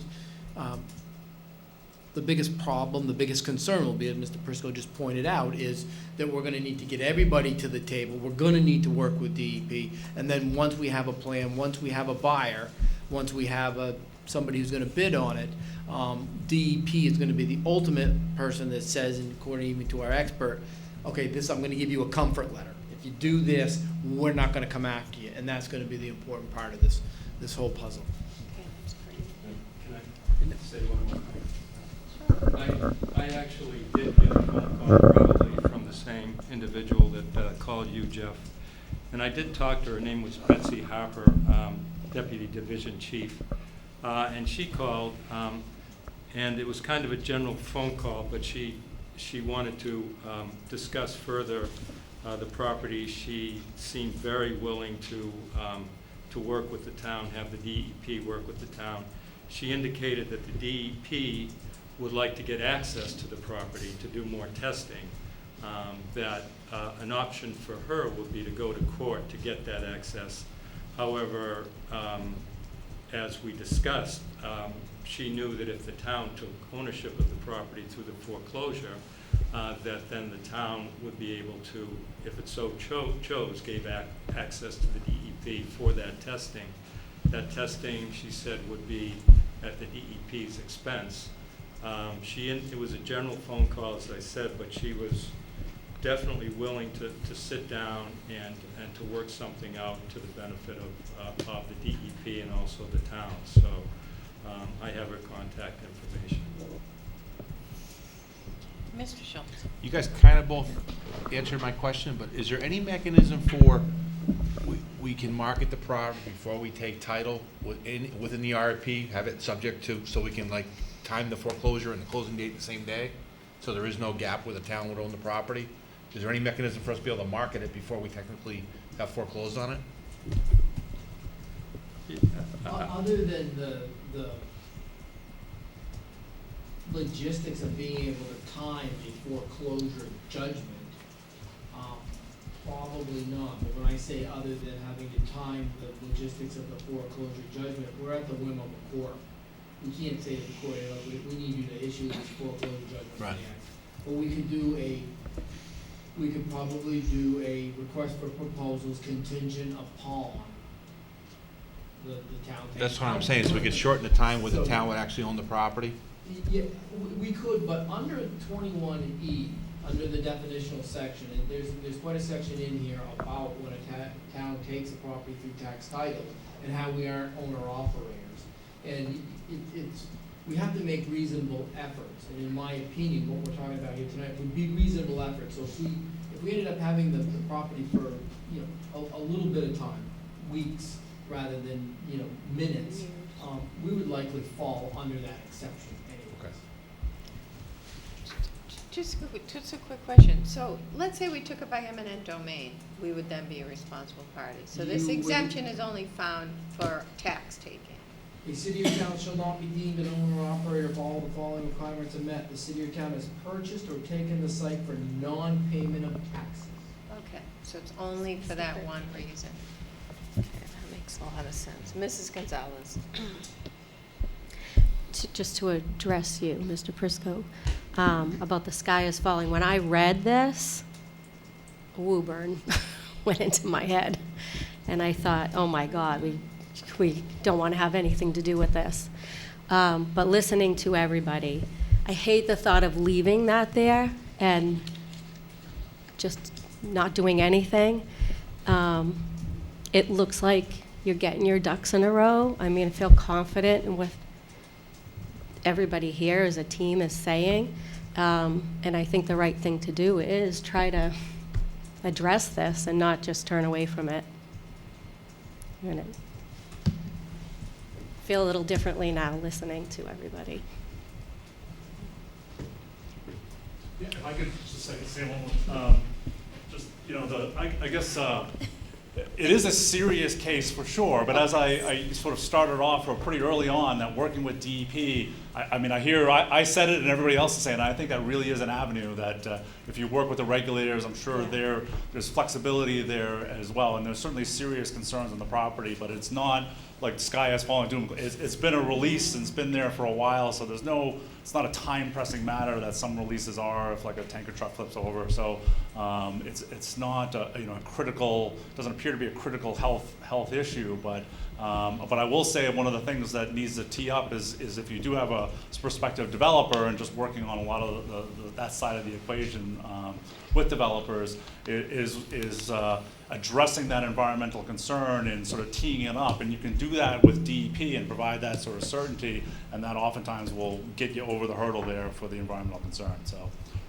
working with DEP and getting that certainty, the comfort letter or however you want to term it, can be, can really alleviate a lot of these environmental concerns.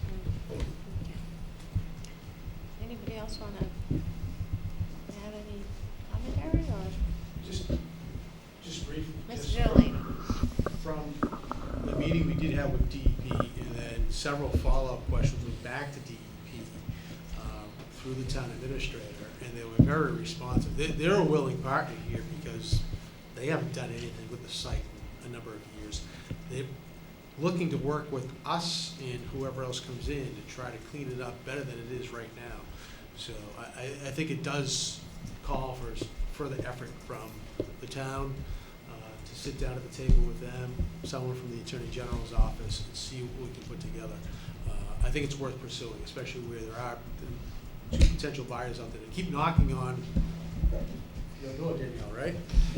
So I think that's encouraging. I was very encouraged when I walked out of that meeting with DEP 6, 7, 8 months ago, and they've been so responsive to us. So I think it's worth the effort and the time to put in to see what we can do. And Sean, their lien, remember we did a back of the envelope, their lien was like well into the 7 figures, I believe, and they were still willing to work with us. Ours was minuscule compared to Yeah. theirs, but. And they were still willing to work with us, so was the Still willing point. to work. Yeah. They're willing to work. They're more concerned about cleaning it up better than it is right now. Ms. Gonzalez? Could you speak more about, you were saying that there's possible monies that can, For brownfields, the brownfield is a program that the DEP has, and I believe EPA does as well. So there are monies out there that if your project qualifies, you can get grants and the like to try to clean these things out. okay, thank you. So and Mr. Gilberto? So when we last met with the Economic Development Committee talking about this, there was some discussion about the tax title issue and whether we wanted to reactivate what could be a long process with regard to that. Am I hearing that we're not at that decision point this evening based on the comment from the attorneys, or are we, is that something that we want to be preparing for? And I say that because that's a decision for the treasurer collector who's sitting in the second row. Hi, Mary Ann. But given the history with this property, neither she nor I think, are comfortable with proceeding without kind of discussing publicly that that's what we're intending to do. So is that a point that we're at yet right now, or are we sort of have some more discussion we want to have before we do that? I'd be happy to take that. Attorney Blake, can you just, Mr. Jolly, thank you. No one will be able to hear. Thank you, sorry about that. With respect to the tax title process, it is just that, a process, and we all know that it takes a long, long time. And anywhere along that route, we can stop.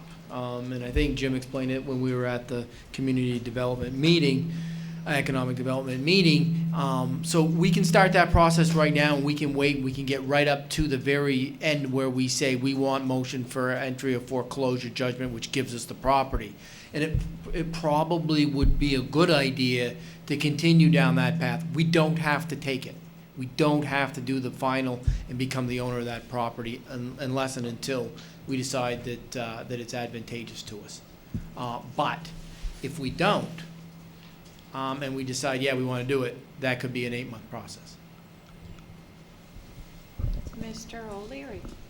So would it behoove us to put an article on the October town meeting warrant now, get the action that we require from town meeting to authorize the board to do whatever we need to do, then we'll have that authority, and therefore we don't have to wait till June, we don't have to wait till next October. Do it now, have it in our back pocket, and then we can proceed on a more timely basis with that certainty.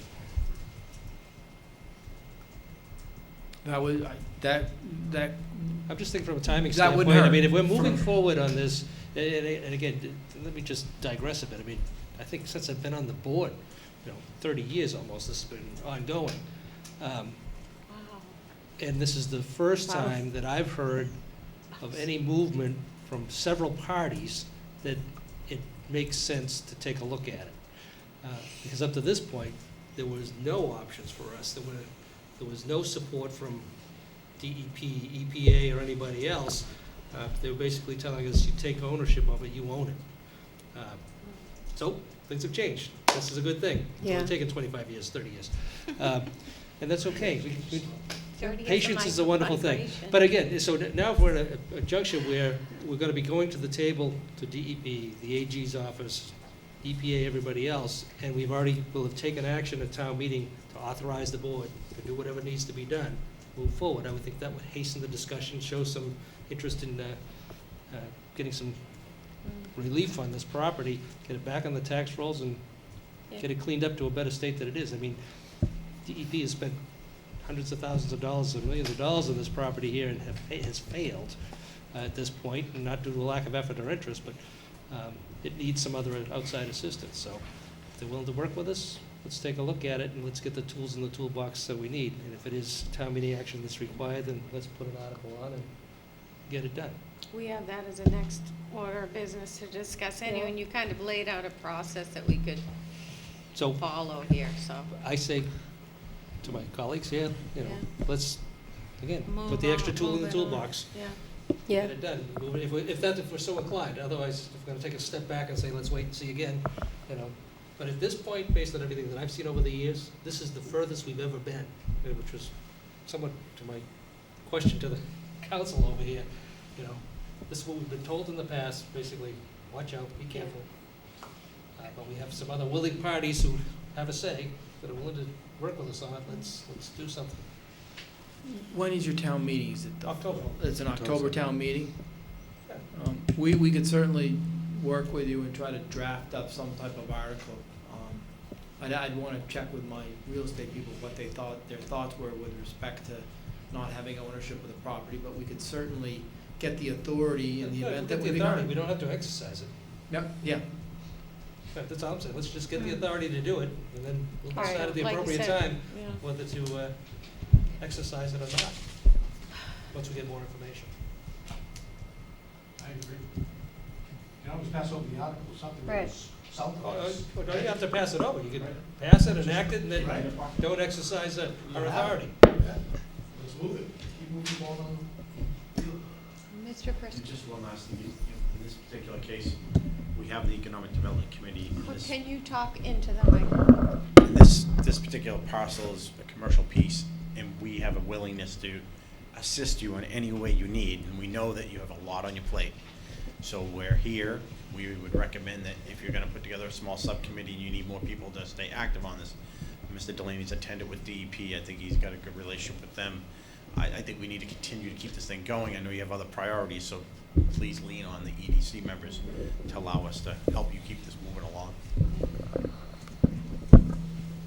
Thank you. We will. Just go volunteer. We're going He's got the relationship. It's pretty free with doing that. We No, but All seriously, Yeah, he'll be one of I them. agree with him. We've already. Let's just.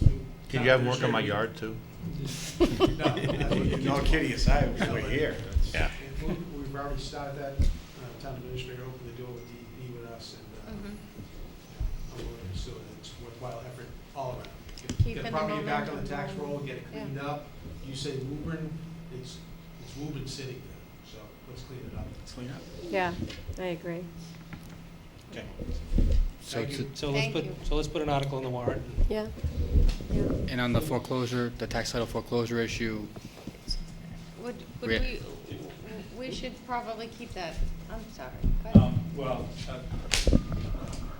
what you can do, if you'd like to do it, is that we can talk about having all your ducks in a row. We can continue with the foreclosure case and bring it to the point where we're going to ask the court to enter a final judgment. So we can take it to that point, and at least we've moved it along so that we're that much closer to getting that final judgment.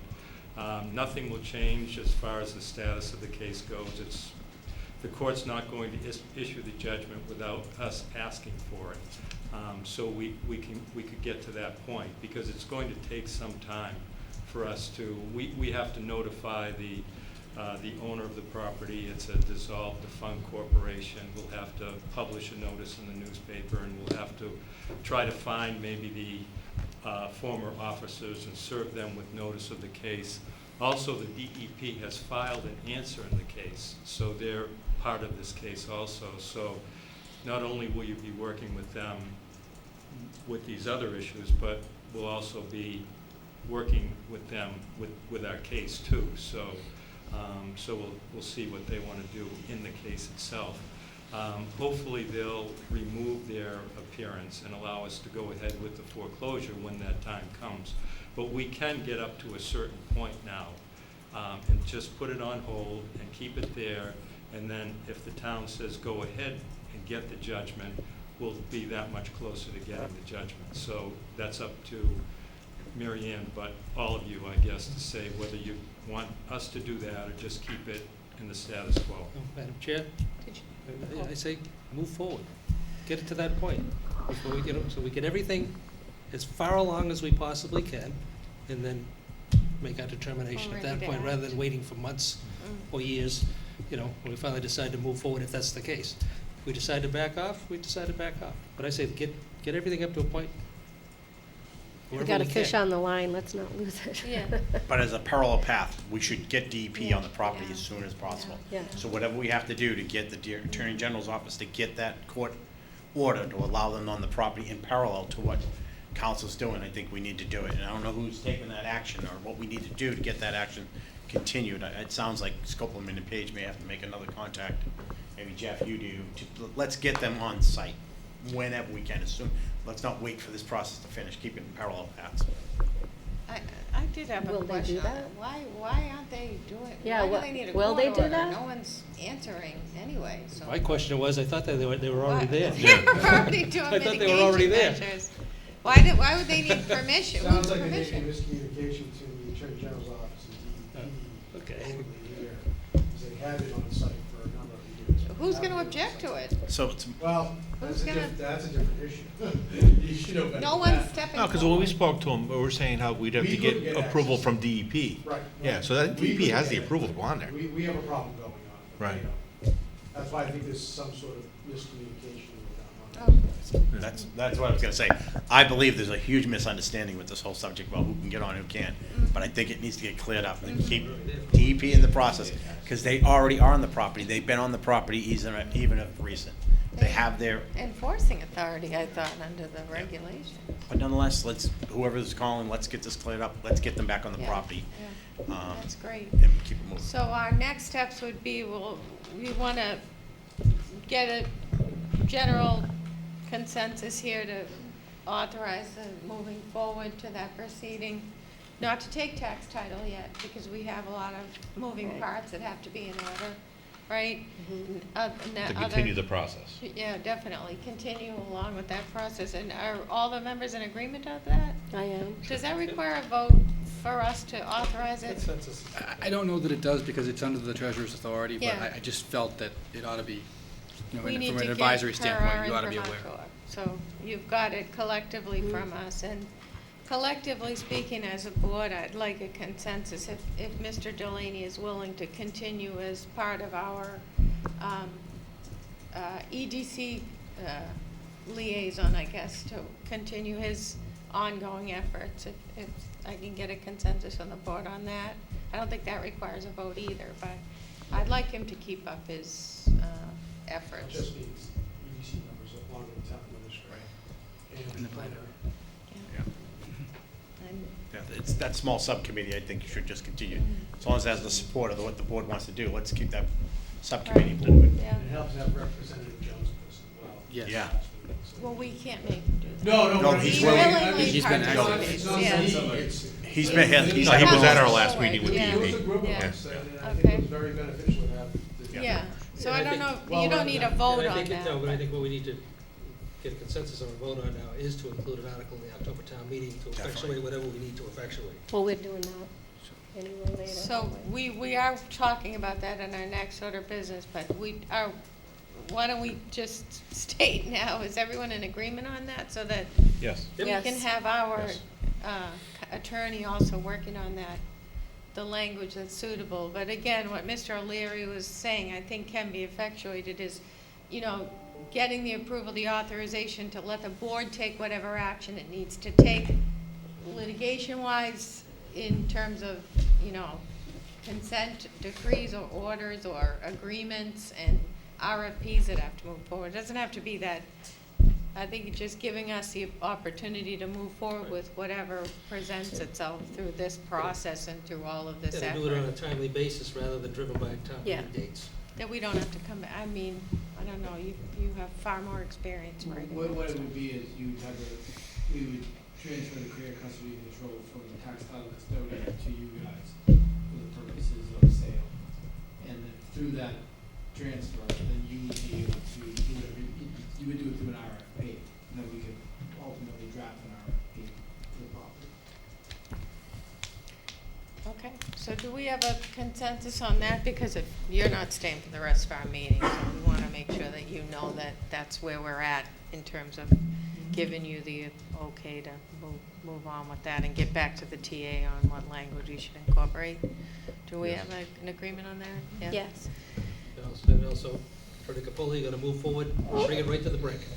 Bring it right to the brink. Okay. Fine. Perfect. All right. Thank you. Thank you Thank so you much. Thank you. Thank you, everyone. Wastewater. Hello. That's next. Okay, next order of business. We're getting a wastewater update. Water away. So please join us.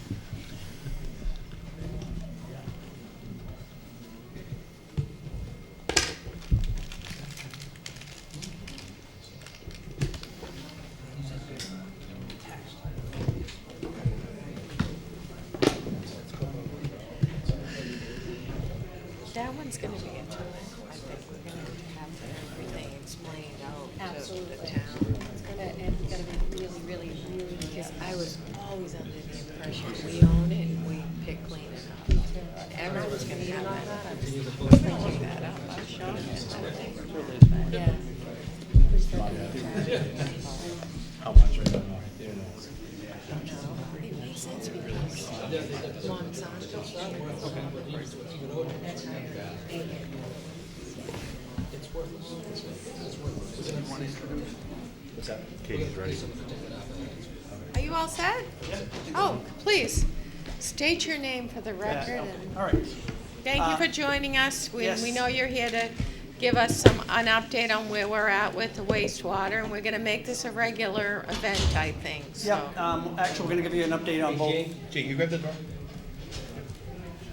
I don't think we can close it, can we? Just noise.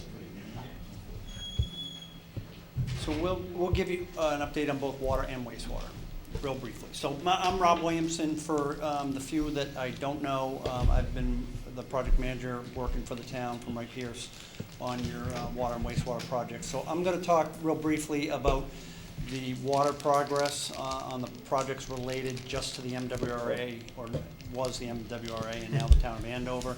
And then Mike Stein is going to give you a brief update on the progress in some of the wastewater projects that we're working on. So just by way of introduction, just backing up a little bit for those who don't know. So several years ago, we started the process of trying to find the town a new water supply, new water source, and that was intended originally to be through the MWRA.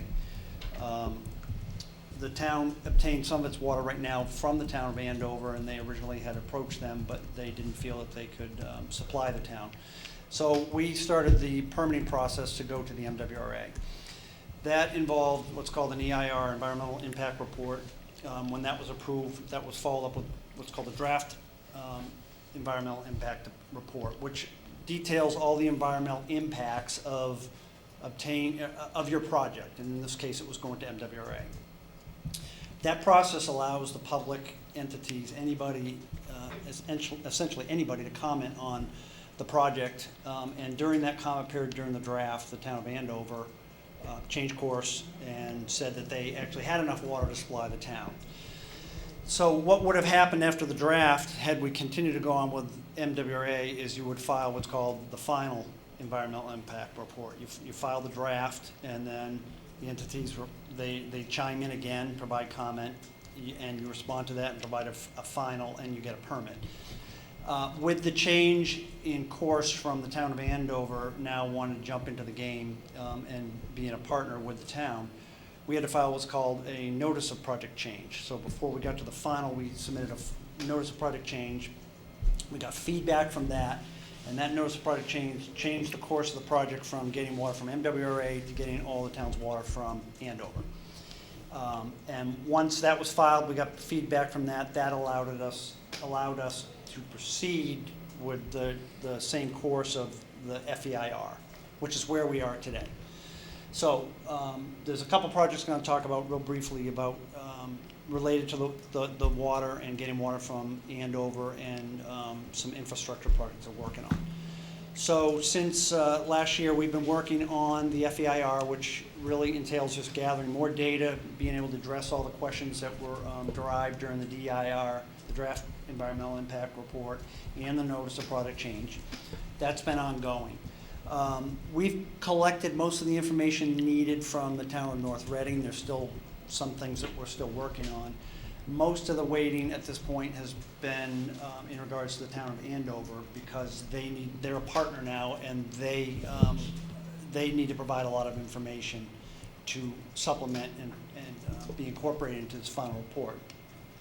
So last activity with them that I show up here was back in April, where we met with them, the Mass DEP, the Water Resources Commission, MEPA.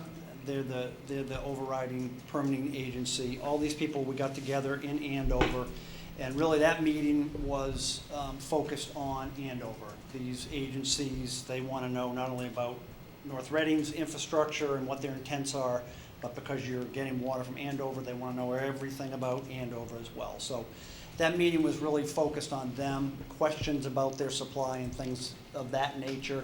I mentioned the Fishbrook pump station. So Andover gets their water from the Merrimack River, or a portion of it. A portion of it comes with what's called from Fishbrook. There's a pump station kind of at the interface of the two.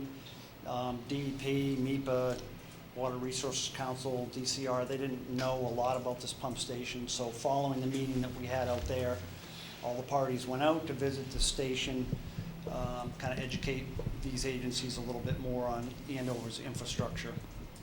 And then from that meeting, they requested, or they posed a series of questions to Andover for them to address. And that's kind of where we are now, waiting for the responses from Andover to that meeting. Now, we did get some information just a few days ago from them. We have not had an opportunity to kind of dissect that. I think we suspect that it's probably not complete. There's probably still a lot more that we need to get out of them. But that's kind of where we are in the process. We need their information to fold it into the final report. So tentatively, we're looking at a submission date of the final FEIR the end of this year. But there's a lot of moving pieces associated with that that really are out of our control. That being, number one, Andover, getting their feedback from them. Number two is one of the next projects that I'll talk about is the chemical feed station project. So as part of obtaining water from the town of Andover, North Reading is going to also install 2 new chemical feed facilities at the 2 current feed locations, one on Main Street and one at Central Street. And these stations are just, what they're going to do is they're going to replace a chemical feed that's ongoing right now at the treatment that the town currently practices for their well supplies. When Andover comes online, the town's well supplies will go offline, but the chemical treatment will still need to happen. So there's 2 chemical feed facilities that will be designed and constructed that will feed essentially chlorine to make sure that there's enough residual in the far ends of North Reading system. To date, one of the sites we have secured, obviously the Central Street site is where there's a pump station already, and that's where one will go. The second one is got to go somewhere on Main Street, and we've been deliberating for quite some time trying to find a suitable site. It's not an easy task. There's a meter pit right at the town line with Andover and North Reading right now. That one was eliminated almost immediately because it sits in a floodplain, so we could not construct there. So working with some of the committee members from the Board of Selectmen and the DPW over the past 6 months or more, we've been looking at several properties along Main Street. And that's, we're still in that process right now. We're kind of narrowing that down, vetting a couple sites now, working with property owners to try to come up with some agreement, making sure the sites are big enough to build the facilities, things of that nature. What's important about this related to the FEIR, though, is we need these sites secured because we have to provide a preliminary design, particularly related to the site itself, to be submitted with the FEIR. Because again, the FEIR is all about the environmental impact, so they want to know everything associated with your project, obtaining water from Andover. These feed facilities are related to that, so until that site is identified and we can move into the design, we cannot file the FEIR. So I think we had a meeting last week. We're hopeful maybe by the end of September we might have something pinned down. That's in not really a perfect world. I think that's kind of a realistic thing. I think we're really honing into one of the sites, and we hope to be there soon. If that can happen, then I think the end of the year for submitting the FEIR is a distinct possibility. We still have to do some survey potentially of the site. We're looking to see if we can actually find old surveys so we don't have to. We may have to do some geotechnical work there. We're certainly going to have to do some wetlands and permitting work there as well. So some of the things that are a little bit out of everybody's control, but will still important to the FEIR. When that project moves along, once you get approval for the FEIR, the tentative schedule for constructing those facilities we have up here is we would complete design sometimes in the spring of 2020. And what I'll show you in a minute, if the FEIR we feel is far enough along and most of the approvals in place, you probably could start construction of that maybe this time or later next year. And that will roll, that'll be probably a year-long process that will roll into 2021. And I'll relate that in a second to the schedule. The other project that's related to getting water from Andover is some upgrades of water mains along Main Street. That project has been underway for quite some time. We're waiting to do some borings out there right now. We've been waiting for approval from Mass DOT to get out there. We just got that approval, so we're hoping to get out there and get that done quite soon. The design of that project will be done certainly by the end of this year. What that will allow you to do, whether or not we do it, there's discussions that have to go on, is you'd be able to bid that project probably in the winter next year, early spring, and move into construction sometime next year. It's a little more complicated than that because the cost of the two, we have to make sure that we're within the total overall budget. So we may adjust those timelines a little bit, but that one is well along and will be ready to go. I know it's a little complicated, but I wanted to just give you kind of an overview of where we are schedule-wise. So this is showing schedule from when the IMA with Andover was executed last year. Maybe you can see it up there as well. Yeah, you can see it up here. Some of the steps that happened along the way with the notice of project change, when we submitted it, when we got some of the feedback, and it's not showing up here, when we got some of the feedback from that as well. And what will happen, what this is showing that we will, I'm going to have to do it up here because this doesn't work up here. If we submit the FEIR at the end of this year, there's a long process that goes on between that and the interbasin transfer permit. So when it's, actually, I can't even see the calendar. Is that?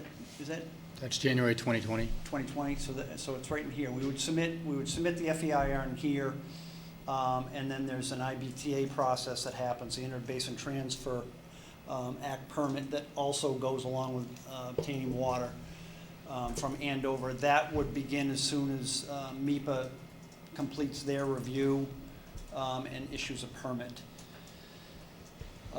You can see the chlorination facilities. We're showing the design out in here, and that work would start sometime after you receive a permit, from the MEPA permit from the FEIR and the IBTA, and the water mains could happen somewhat concurrently as well.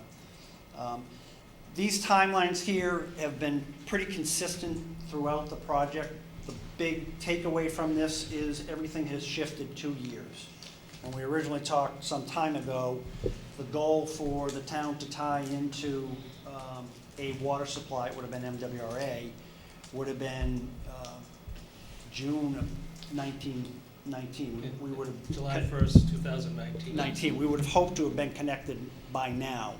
But when Andover jumped into the game, we all agreed to let that process unfold, which extended the period 2 more years. So now the target date is essentially July 1, 2021.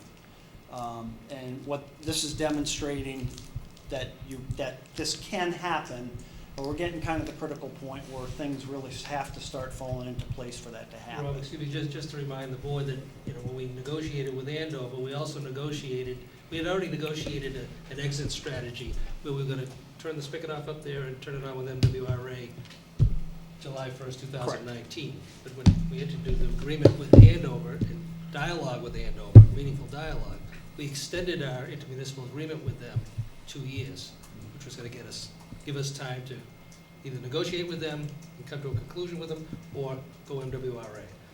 So we gave ourselves an additional 2 years with an agreement with Andover. So the timeline hasn't really slipped, but it's getting to a critical juncture. It is. We're getting to that point. Yep. To be able to meet that deadline.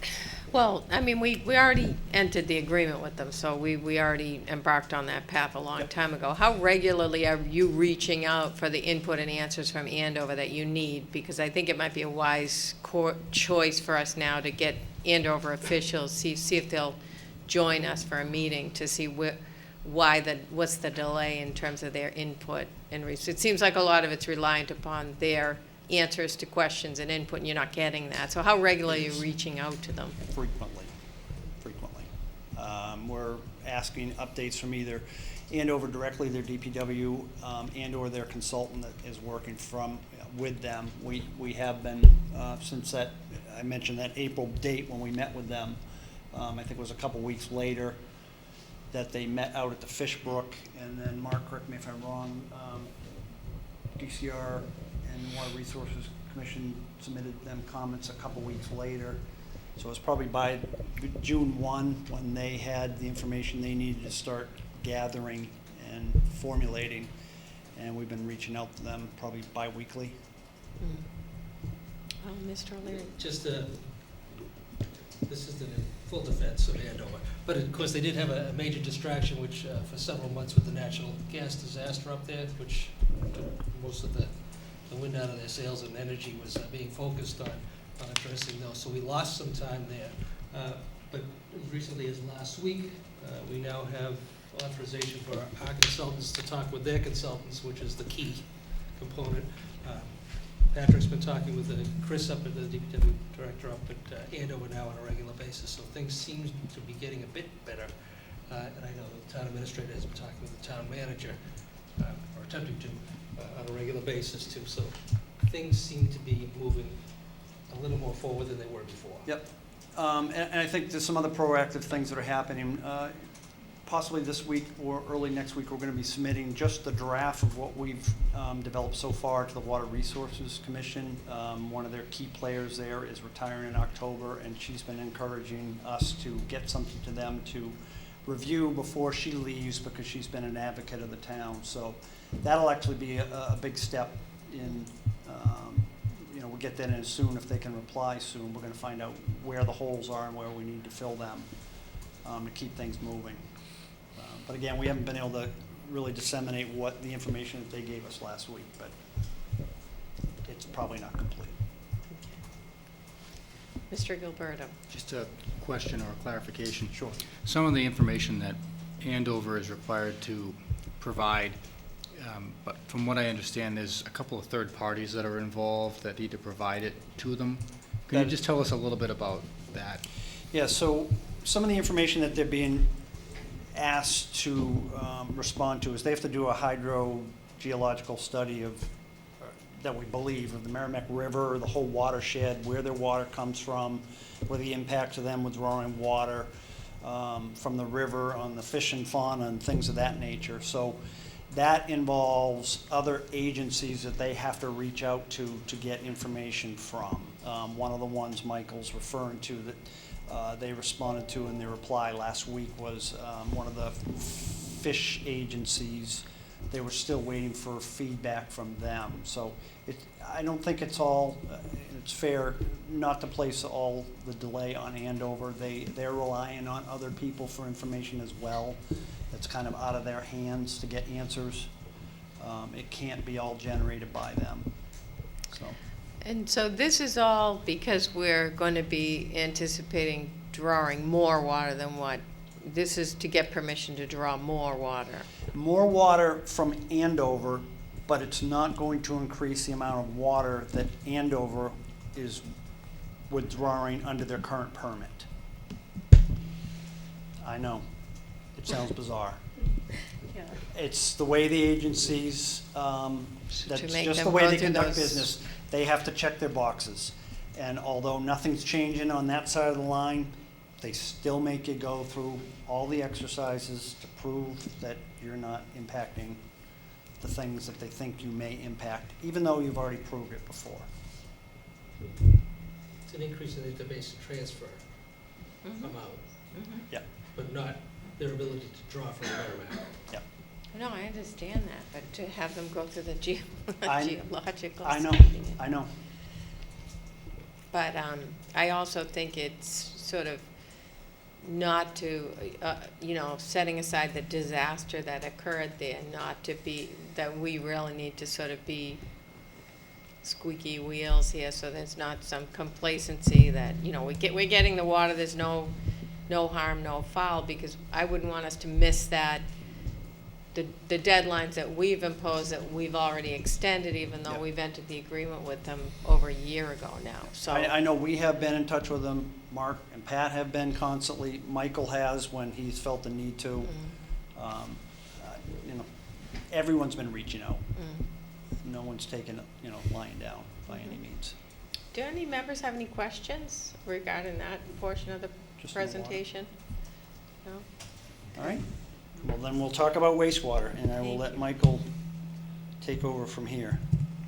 We can figure out how to switch it.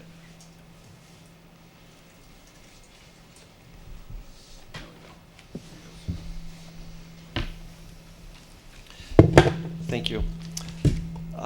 Again, my name is Mike Stein. I'm with Wright Pierce, and I'm here to talk about the wastewater update. What you see there is a in-town map showing the proposed location for the collection system. North is to the right. Obviously, south is to the left, and you can see the shaded line running along the bottom, which is Main Street, running from the Reading town line up to the Andover town line. And then you can see also North Street is shaded to pick up this facility, and that continues on the Lowell Road. And on the left-hand side of the screen, you see that Concord Street is shaded. So Concord Street is also sewered going up to the Wilmington town line. So that's the proposed sewer system today. One of the things that we've been looking at is how we can phase in the sewer on Main Street. So we looked at 4 different options, figuring out what would be the best way to phase it in, trying to get your best bang for your buck for the cost of the project. One thing I want to point out is Rob previously talked about the DEIR, the Draft Environmental Impact Report. He was talking about the water part. That also had a wastewater side to it too. The DEIR had a wastewater aspect. In that DEIR, that had a much larger collection system. That included a lot of residential areas, kind of spurring off Main Street.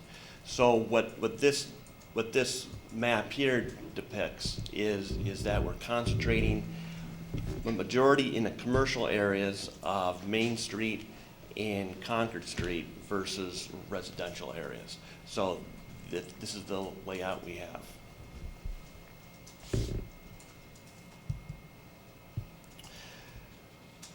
So when I mentioned the original layout that we had in that DEIR, which included all those residential areas, That project cost ranged from 135 million to 204 million. That's just not cost of the sewer system in North Reading, but that also included costs for improvements in the Andover sewer to get it to Greater Lawrence Sanitary District for treatment. With the map you just saw being a much reduced collection system concentrating in the commercial areas, that has dropped that price from 100 million to 125 million.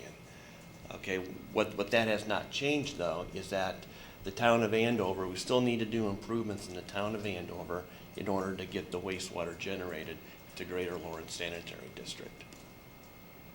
So one of the things that we still need to continue to do to move the study along is we need to meet with Andover, understand their existing collection system, what improvements may or may not be necessary in order to take the flow from North Reading. Plus the fact we need to continue the study just to do our cost-benefit analysis with the various options, phasing options for Main Street. And lastly, one of the questions that that we're asked is schedule. How long is it going to take from when you start design to when you can, let's say, flush the first toilet? Okay.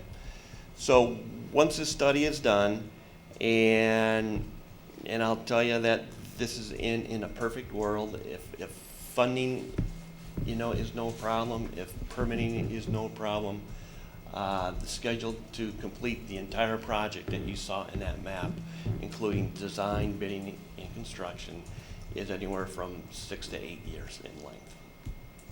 So just to give you an idea of what it would be in a perfect world. Any questions? How many Yeah. perfect worlds have you been involved? Yeah. And where are we gonna get that 125 million? Anybody have any questions? Can you go back to the map again? Absolutely.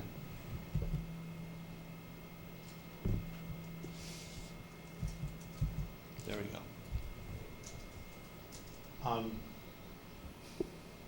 Two questions. I'm just wondering about North Street, because there isn't really much on North Street, so I'm wondering why that was included.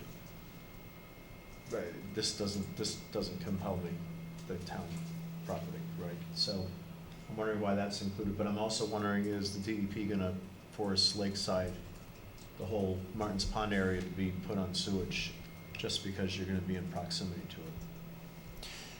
That's a great question, and that certainly is a possibility.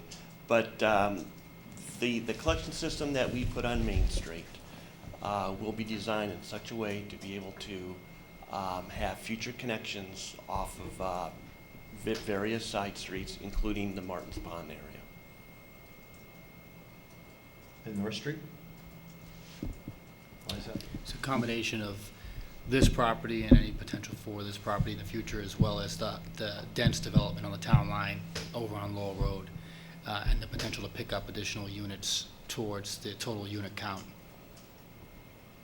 Oh, okay, so it would extend beyond, am I reading that right? It goes all the way to the driveway at the Thornberry property. Oh, okay, I'm sorry, I thought it ended way before that. No, Okay, that go makes down sense. to Lowell Street, Lowell Road, Okay, and then gotcha. turn. Okay, thank you.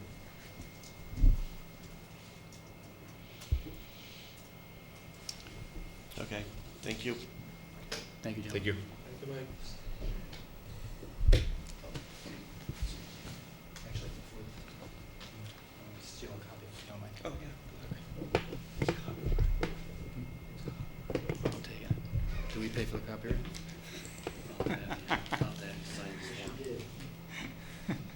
I'm sorry, you said you're gonna do a cost benefit analysis as the next part of the study, is that right? Correct. Correct. When might we see that? We're currently doing that right now, so I would say probably in 2 months. The cost benefit analysis is for the phasing on Main Street. But Yeah. right now, Mike, you might want to explain that, the phasing it or doing it all at once, the cost, so far, the cost analysis was kind of a wash. Correct. But then the operational cost going forward, if we phase it in, you're gonna need 4 different pumping stations. If you do it all at once, you only need 1. So, Right, so, for example, the first option, well, first of all, we need to come to terms that no matter what, we're gonna need at least 1 pump station in order to get the wastewater generated in North Reading to Andover. So we know we need 1 pump station, okay? With that 1 pump station, though, with the topography on Route 1 going up and down, there's some. I know it looks like Route 1. Yeah. I'm sorry. Route 28, Main Street, how's that? It's a good slip. With the topography going up and down, there's some areas of the gravity sewer that'll be very, very deep, okay? In fact, upwards of 25 feet deep. Okay, so as we look at options, for example, the second option might have 2 pump stations, the third option might have 3 pump stations. As we put pump stations in, the sewer doesn't have to be as deep, okay? So the sewer actually becomes shallower, okay? So if you look at the total cost of Main Street with 1 pump station and knowing how deep your sewer is, which is very, very expensive to put in, you compare that to shallower sewers, but now with 4 pump stations, and pump stations have a huge capital cost, the cost difference between those is not that great. I mean, they're pretty close to each other. But what more pump stations provide you, they provide you more opportunity to phase that collection system in on Main Street. Will your cost-benefit analysis include tax revenue generation? Does that include, because I've seen old studies where that was, if you do this, this is the probability that this will increase taxes by whatever number there is. That's one of the things we're going to look at, yes. Okay.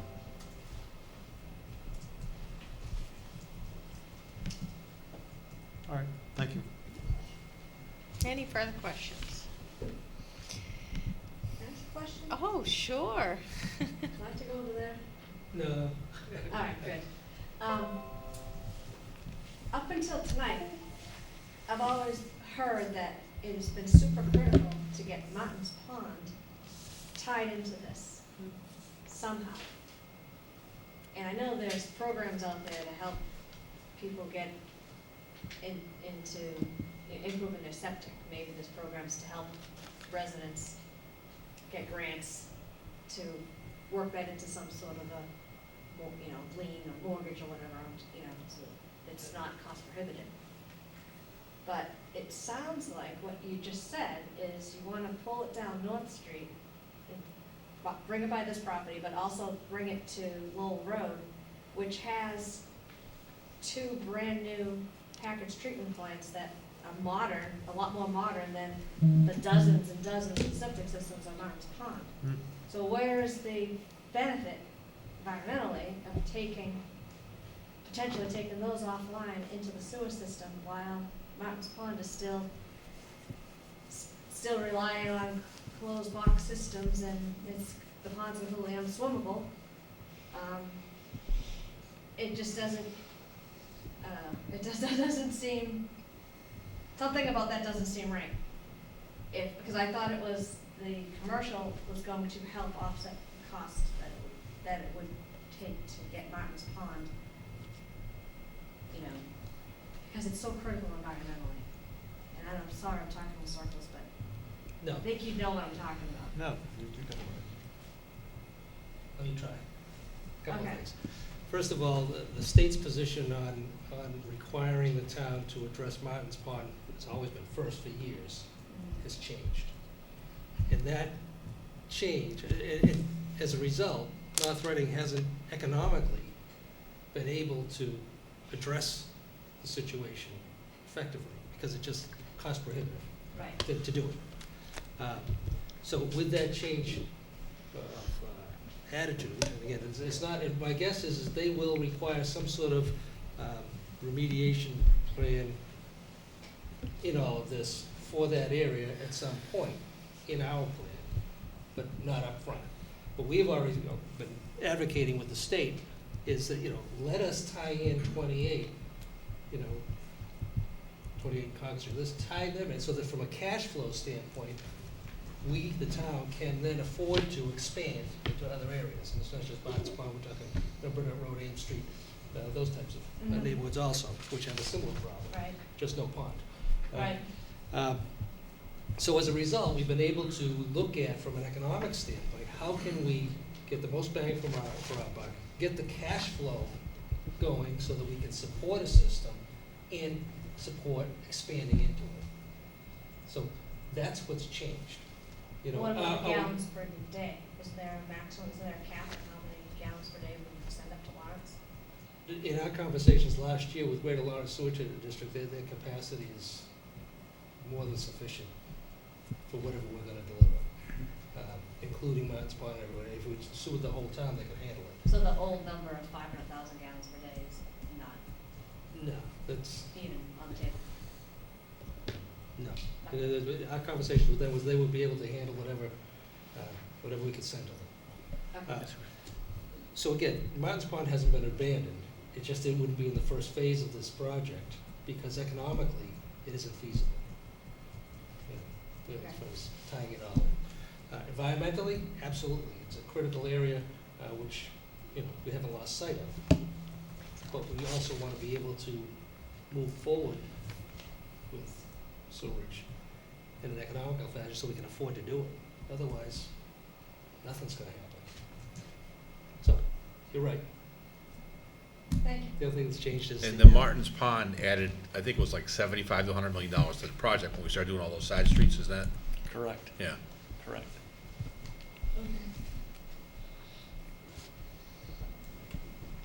Thank you. Thank you.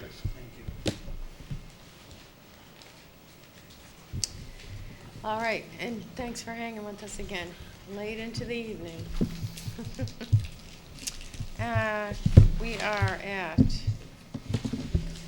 number 11 on the agenda, which is to review the warrant articles for the October town meeting, which we know we've just added one.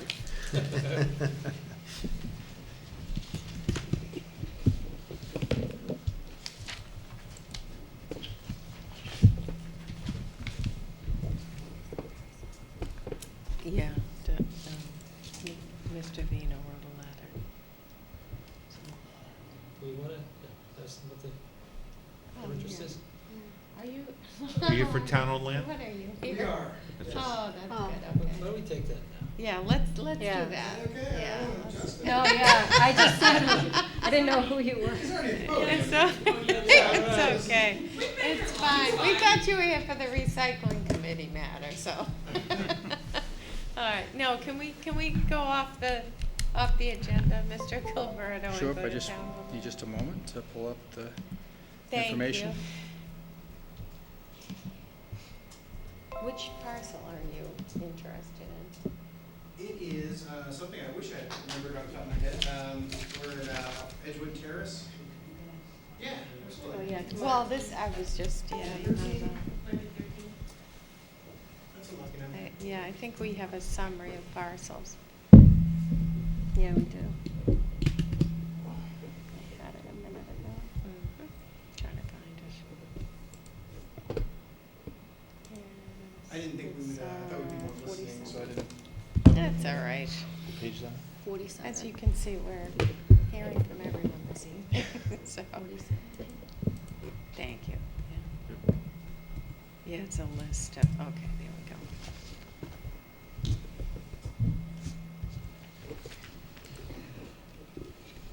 Ty and Melissa? Hmm? Ty and Melissa? Yes.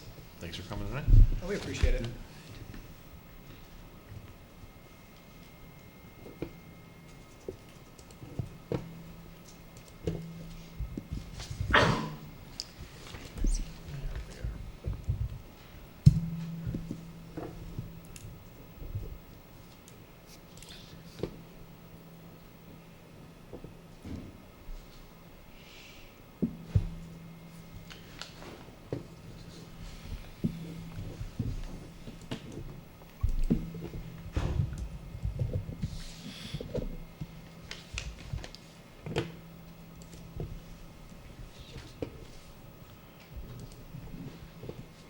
Yes, that is at 224 right there. And which property is yours, sir? 225. Right here? Okay, so, He says hopefully. That looks like it, yeah. so the dark brown that I've highlighted is the town-owned properties. The request, as the gentleman mentioned, is for 224, parcel 224. We conducted a meeting of all of these parcels, including this property. And looking at it, we believe that, or the petitioner believes that their driveway may be partially located on town-owned land. The parcel the parcel that's involved here that we just showed on the map is in the affordable housing overlay. And I'm not sure if it'll show up when I pull the zoning up or not. I don't think that's it. Zoning overlay districts, let's try that. Okay, so I guess it does show up. Regardless, from just the conversation that we had internally, it would appear that there really wasn't any obstacle to us potentially putting this property out for the customary tax title auction that we would follow. It was acquired by tax title, since it is owned by the town. So it would go out to an auction.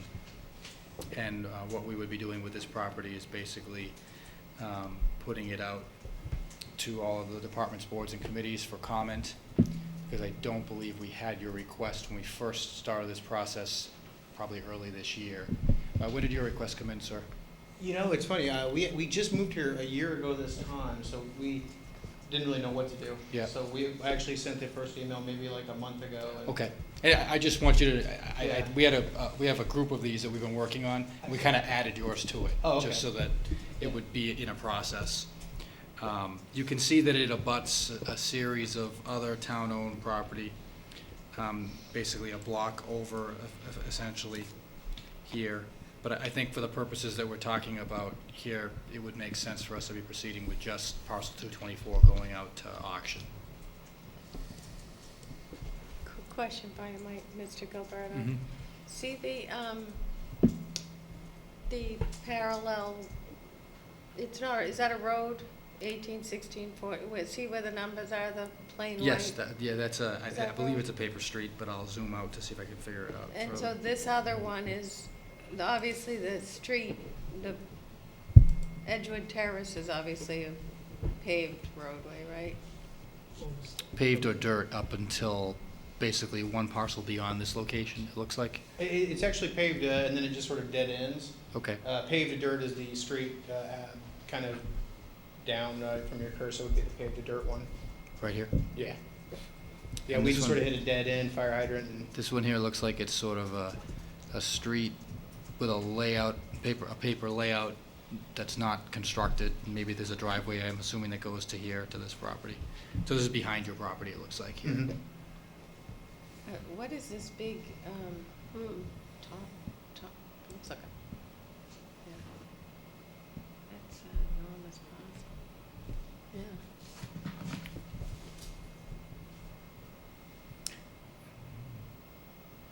Fronts 59 Old Andover Road.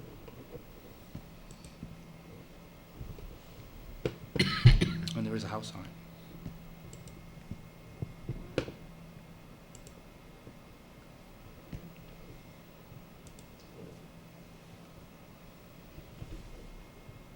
So really what would normally happen is we would treat the request like we do any other request. We would route it around to departments, boards, and committees for comment, bring it to the board for a vote to proceed with a potential sale, advertise the sale, have the auction. You'd be afforded an opportunity to bid on the property. I believe, if I understand correctly, the issue relates to your driveway, but are you amenable to potentially purchasing the whole property, the whole parcel? I would absolutely love to. Yeah, it's one of those kind of properties where sure getting 2 feet or so that would protect our driveway would be perfectly helpful, Mhm. but, you know, to purchase the whole thing would be a benefit for, I think, everyone. Sure. And so, again, with this being a tax title property, one of the restrictions that we have is that we have to sell it to the highest bidder.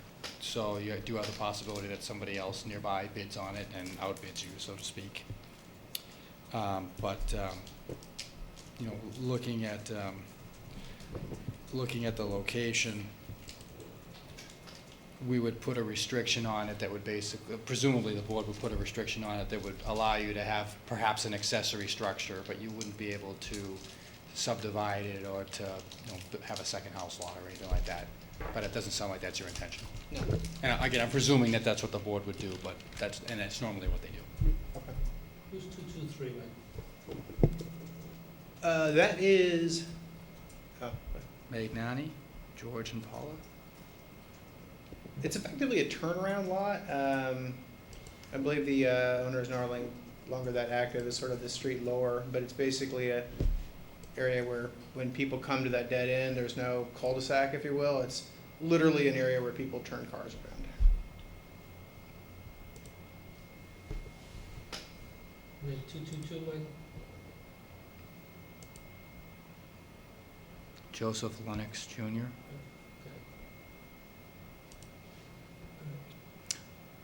So is this the turnaround you're talking about, sir? It Yes. looks like it is there. I'll turn off the town-owned land layer so you can see what's on this property. Oh, your driveway. Just like you said. It's like this kind of carport. So we were saying if it goes to auction, highest bidder, I mean, would it be more effective that I would rather own the parcel, but people have more money than I do, surprisingly. Would it be possible, would it be wiser to request simply like an easement, or, I mean, kind of trying to find my path of least resistance here. Let me answer your question with, when was the last time we had multiple bids on one of these? I know. Okay. It's generally rare. I would, we do a notification, goes in the newspaper. I believe we mail to the abutters as well. So these properties will receive notice that the bidding is happening, but they'll also be receiving a notice that there's a restriction on the bidding. Okay. 223 buildable lot? Like, is So 223 it's not buildable lot, like damaged. grandfathered? Okay. Because it's the same size as, The last one we had, we did not have any. combine same it size to as build 225. It's candidly speaking, when we moved in, we sort of knew that this was going to be a thing. We loved the property, and sometimes you go and you do something hoping the solution eventually presents itself, and that's where we are today. We'll streamline things for you. This isn't the first time this has come up. That is excellent. Not with. And as far as bidding, I'm used to an eBay world where, No. everybody else is. We bid on it. Yeah. It's 3,200 square feet. I have a feeling you might be the highest bidder. Yeah. Mr. Gilberto, these 240, 39, 38, those are all town-owned. Those ones are correct. Yeah. So these So- brown ones are all town-owned.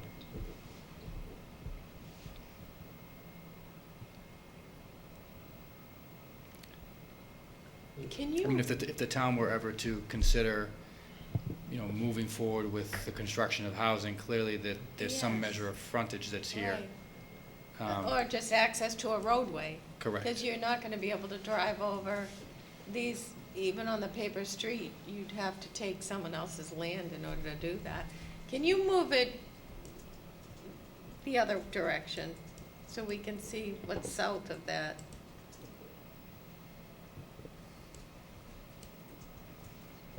So this is some property that we've been talking about with the Nicosias on this area over here. So, but how are they getting in and out of their road? The other Right way? here. Yeah. Looks like you come off Lakeside Boulevard, is that right? Yes. This is So- Lakeside right here? Lakeside and Edgewood, and then the one parallel to it is Homestead Terrace, which doesn't come down as far as Edgewood. Right. There are houses there, but not quite as far. So we'd still be able to, let's, just in the wild chance To access we it. develop that, there'd still be another means of access to and from? There is. Again, I don't have an assessment of how far off from suitable construction standards either of those two locations are, but it looks like Edgewood is, more further along the continuum of construction than is it Homestead? What's That's the, up what's the other one further up, 103 is, Sorry, it's just not showing me.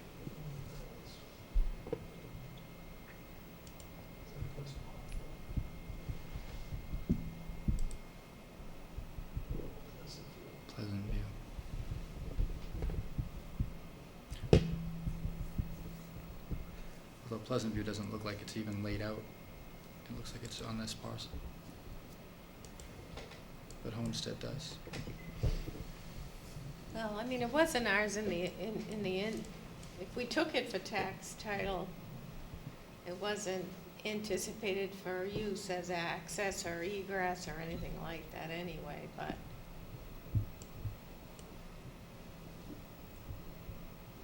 Seems like a Did we do affordable unit down there? serendipitous taking Or they if do we it? ever needed it for that purpose. Yeah, you're asking if we did I one? think we did do an affordable unit down there. I don't know.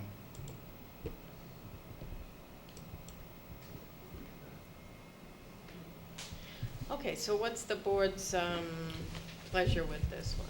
Yeah, so we can sell him his driveway. He's already on it anyway. Yeah, as long as there's access to the other properties. Any more questions about this No. particular one? Do we have a motion? Just to, I mean, Are we- obviously it's gonna be run through the Yeah, town this departments. is at the very beginning of the You're process. right, this so I mean, property. we'll talk about access to these other parcels, Mm. and, you know, maybe we need to split it, you know, to retain some sort of access if we so choose, Okay. or, you know, or an easement. We retain, you know, have us retain an easement. Mhm. What would 20 feet, how would 20 feet serve you if we were able to sell you half of it, basically?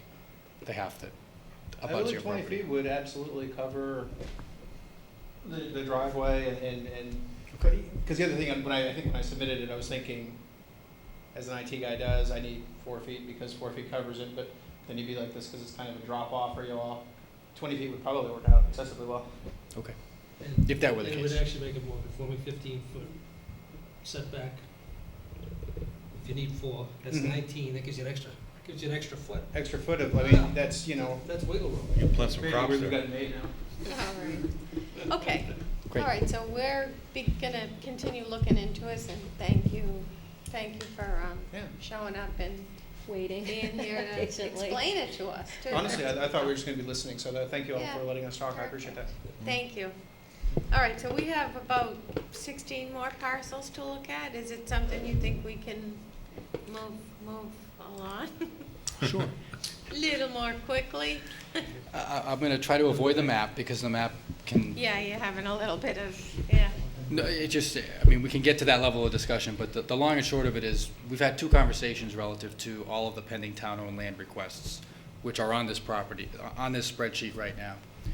And the feedback we got at the last couple of discussions earlier this year were, where possible, look to consolidate properties. So if the town has a couple of properties and somebody's coming forward and saying they only want to buy one of them, try to see if we could get them to buy 2 or 3 of them, you know, without jeopardizing the character of the neighborhood or causing there to be future development.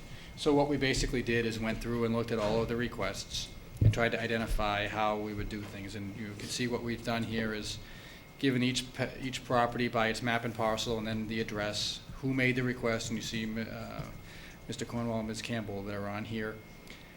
What the board has voted on this, and the last action was April 4th, it says, sorry, April 1st of this year. And then you see some of these are ready for auction and others are not. So 13 Edgewood is not, hasn't been distributed to boards and committees yet, but it will be, and we can get that information back. So the long and short of it is, I'm going to go to,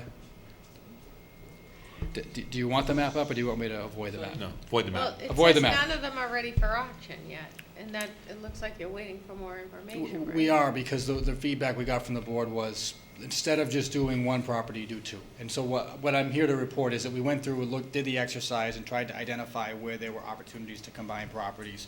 And this is basically the list that we got. So you can see that we would be doing the first 2 together, selling map 8 parcel 194 with map 8 parcel 193. There was a vote to sell number 5 Audubon Road, but then we were asked to look at 89 Burrows Road as well. So that one needs to run through the process. So these 2 would presumably be coming back together with each other. This next one was a separate one, map 8 parcel 209. It would be, strike that. Map 8, parcel 195 would be sold with map 8, parcel 209, which is a little bit lower down here. Same principle, we would be doing, instead of one parcel, we'd be doing two, with the goal being try to take as much of the town's own land and putting it back to a taxable purpose at a reasonable cost. So we would, looks like we would be able to combine those two. And we have talked, by the way, with our tax title attorney, Mr. Capola, who was here earlier, and he's confirmed that we can sell them together, or we can sell a portion of them too, through the auction process, which is good because it streamlines the sale process for us rather than have to go through a request for proposal. How many of these are subject to, we have to take it from the highest bidder? I believe they all are, Mr. O'Leary. And only because they were all taken by tax title. And I would, we could do any of them by request for proposal if we wanted to, but the problem is it's gonna make for a very lengthy process. We have one that's been in the queue actually for 18 months that requires a request for proposal. We just haven't been able to get it off the ground. I'm just concerned that, in some instances, like, people just left here, that it makes the most sense. I mean, their driveway and their carport is on a piece of town-owned land. There's another abutter who may have an interest in it, but it's in the town's best interest, in their best interest, in the neighborhood's best interest to sell it to these people. If that takes a request for proposal, so be it, that's all. I mean, if there's select ones here that we want to handle in that fashion, we can look to see if we can handle them other than an auction, but it would be the board's determination on that. We've had a lot of success with the auction just because no one's It's a lack coming of out to interest, bid on it, I just- It's not I just see buildable. one here that I know could be. Well, when you're combining the parcels, and we have a restriction on combined parcels, they can't be built on, does that, I mean, if we're intending to sell them all together, wouldn't that create a buildable lot, especially? Well, we will be here asking you to put restrictions on them. We need to restrict them. Not to, so that they're not buildable. Is it- They could be used for an Like accessory 4 purpose, what are those? obviously, for anybody who acquires them. Yeah. We've talked about maybe even allowing them to be subdivided, but that interest would need to run with the property, that even if subdivided, they couldn't be used to create a new building lot. You could put a shed or a garage, but you Yeah, couldn't build. or driveway, or Yeah. septic system. Okay. So is there anything here that you need us to take any action on? I would just say, it doesn't need to be in this conversation. If anyone sees anything on here that, is inconsistent with what you were expecting, let me know. Other than that, we're gonna notify the boards and committees involved that these are the parcels that are gonna be coming up. My hope is that we'll be able to kind of clear this all out, because some of these have been pending for a long period of time, and I know people are looking for, an answer either way. If some of them or one of them needs to be handled through a request for proposals, we could certainly look to do that. I'd be concerned if we were trying to handle them all that way, because I just don't think that we have the capacity to move them quickly enough. With the auction, we have Attorney Capola here, we can usually move them pretty quickly. So, But- I'll know, let's say, for example, 23 Riverside Drive, which we had a petitioner's request, and we voted to sell it, and then you're ready for auction, it says, no, requested lower minimum price. Who requested the lower? So what happened is we started to hear from the interested parties about the minimum price that we set, which we set on a per parcel basis. And it was proving to be challenging, because if somebody was buying 2 parcels, were they gonna have to pay twice the cost when the cost really wasn't twice the cost? So we need to work with Attorney Capola to figure out a sort of a blended rate per parcel, so that nobody is being charged more than somebody else. Unless that's, if the intention is just, it's gonna be a flat amount, we can do that, but the feedback that we got from one petitioner in particular was, okay, one potential sale is going to be 2 properties, and they're only going to have to pay $2,000, whatever the dollar amount was. And another sale is gonna be 1 property, and they're also gonna have to pay $2,000. Is that equitable? That's kind of the question that we were faced with, and we said we'd have to discuss that with the board, because you set the parameters. Do you understand what I mean? Not really. If that's the minimum bid for it, unless someone's buying more than 1 lot up for auction, why would that? So that was just it. They're buying 2, and they're They're- paying the same as someone else who's buying 1. Correct. Only because there's an economy of scales when you have adjacent parcels that are together, so that the legal fees and recording fees and stuff like that are legal fees in particular are less. It's not a big deal. You know, when you're doing side by side, two parcels, And I- something less. You can put two parcels on one deed, too. Yeah, whatever, so that it's more cost effective to do that. And what we've been doing is we've been saying, okay, whatever our cost is to do it and transfer it, we want those costs covered. Right. We put it back in the tax rolls. That's why the minimum So price. we did it minimum price per parcel as opposed to minimum price to transfer the property. Yeah, but if our cost to do combine two is the same, I think that's that- what the minimum price is. If it's 2,000 to combine two and sell it, versus, So I it's think the same difference. at the time, we were only, these requests were almost all for only one parcel. And through the conversation that we had with the board, many of them merged into two because there were other parcels that abutted. Right. And we didn't adjust the formula for the cost to reflect that. I think that that's the Well, question. we I think didn't it's a- increase the cost for that, though. We didn't say, okay, it's two, it'll be 4,000. No, we didn't. We kept it at two, so. So because the it good would news be is if they that were bought separately. the good They're news being is, It would have been combined. four if it was bought separately. Right. so the good news is that at whatever the meeting comes for us to determine how we're going to sell them, we can set what that's going to be. But this is a note to. Didn't we already do that, though? That's that? not now. We No, already- we're not asking for any vote with regard to this at this point because we haven't finished notifying all the boards and committees about some of these properties. Oh, I see. We didn't want to go ahead and start doing that and then find out after the fact that there was additional property that the board wanted included.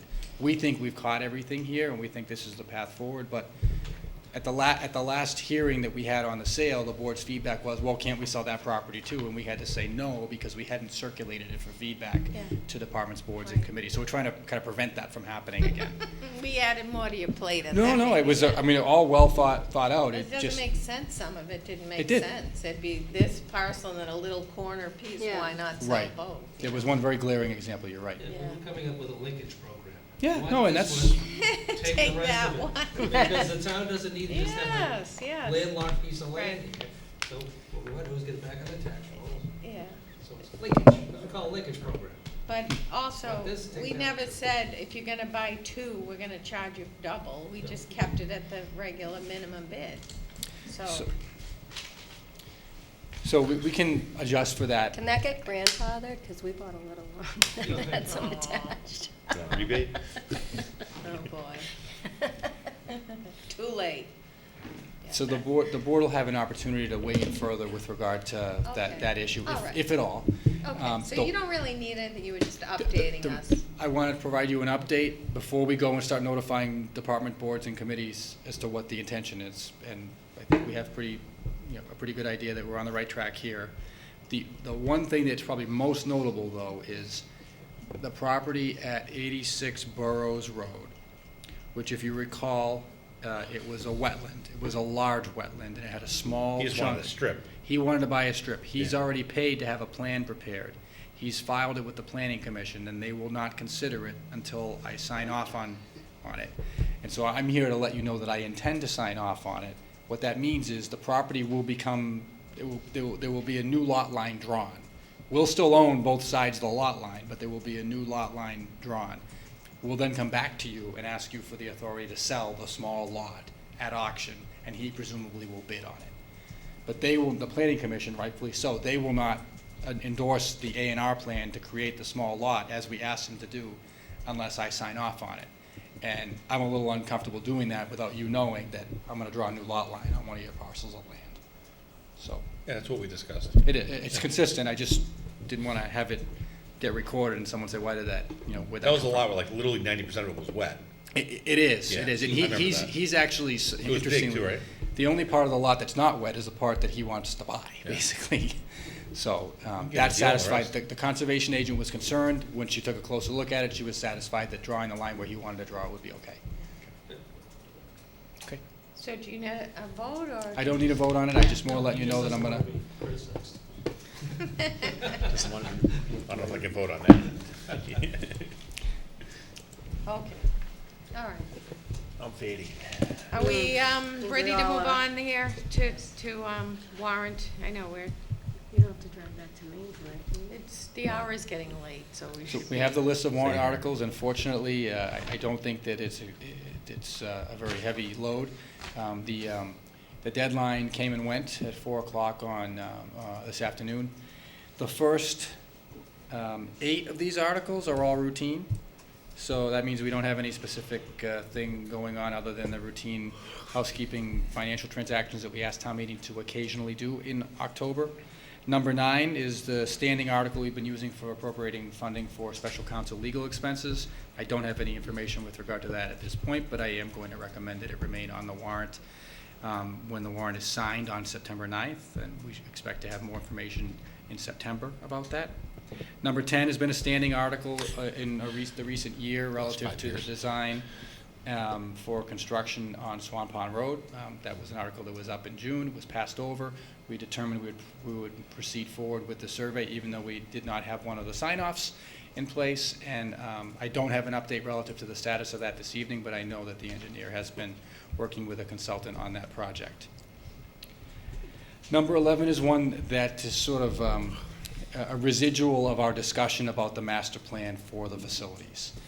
The master plan request for proposals has gone out. We're blessed in that we had now over 30 interested parties in it, and I think 7 of them showed up at a bidders conference 2 weeks ago, so that's certainly all encouraging news. What we basically did is remove from that scope advancing the design of the intergenerational center and left it as part of the overall master plan scope to identify. So basically what we're saying to the bidders is we know we want to build an intergenerational center. We know what we want to have in that intergenerational center. We want to work out a master plan for all of the facilities in that context. That left kind of a discussion we have to have about advancing the intergenerational center design. So I spoke with the chair and the vice chair about that probably 3 weeks ago at this point in time, I think, and we thought that putting a warrant article on the warrant would be a good idea. I have subsequently talked to Representative Jones about that. He seemed to think that there would not be, it would not be to our disadvantage to hold off on proceeding with the design until after the master plan is completed. And when I told him the timeline, it would probably be sometime before the June town meeting next year. So we could put it on there, but we may have a much more informative presentation to make after the facilities master plan is completed, but that's certainly something we can decide.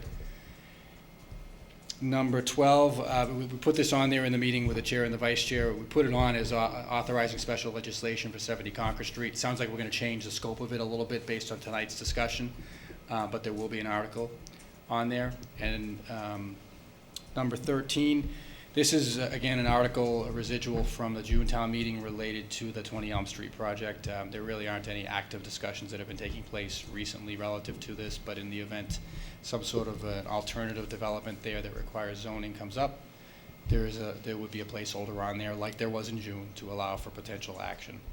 And we have until September 9th to decide whether to leave that on there or take it off. And then finally, number 14, is acquiring land along the Concord Street and Fordham Road intersections at River Park. For those board members who don't know, there are businesses over at the location where River Park meets Fordham Road and Concord Street. There's a traffic light there you're probably familiar with. There's a church that's sort of on the outbound side of Concord Street. It's just past the Caterpillar. Mike, where's the town line right there? So it's just beyond the intersection. Like how many feet are you talking? Like probably, throw a penny. Oh, really? Okay. It's very close. But essentially, they've come forward and said that they would like to see. They'd like to see that whole intersection. They would like to see a signalized crosswalk at that location because of the amount of employees from River Park who access the amenities across the street. Mm. So they've been doing some work on a preliminary design there. Who's this? This is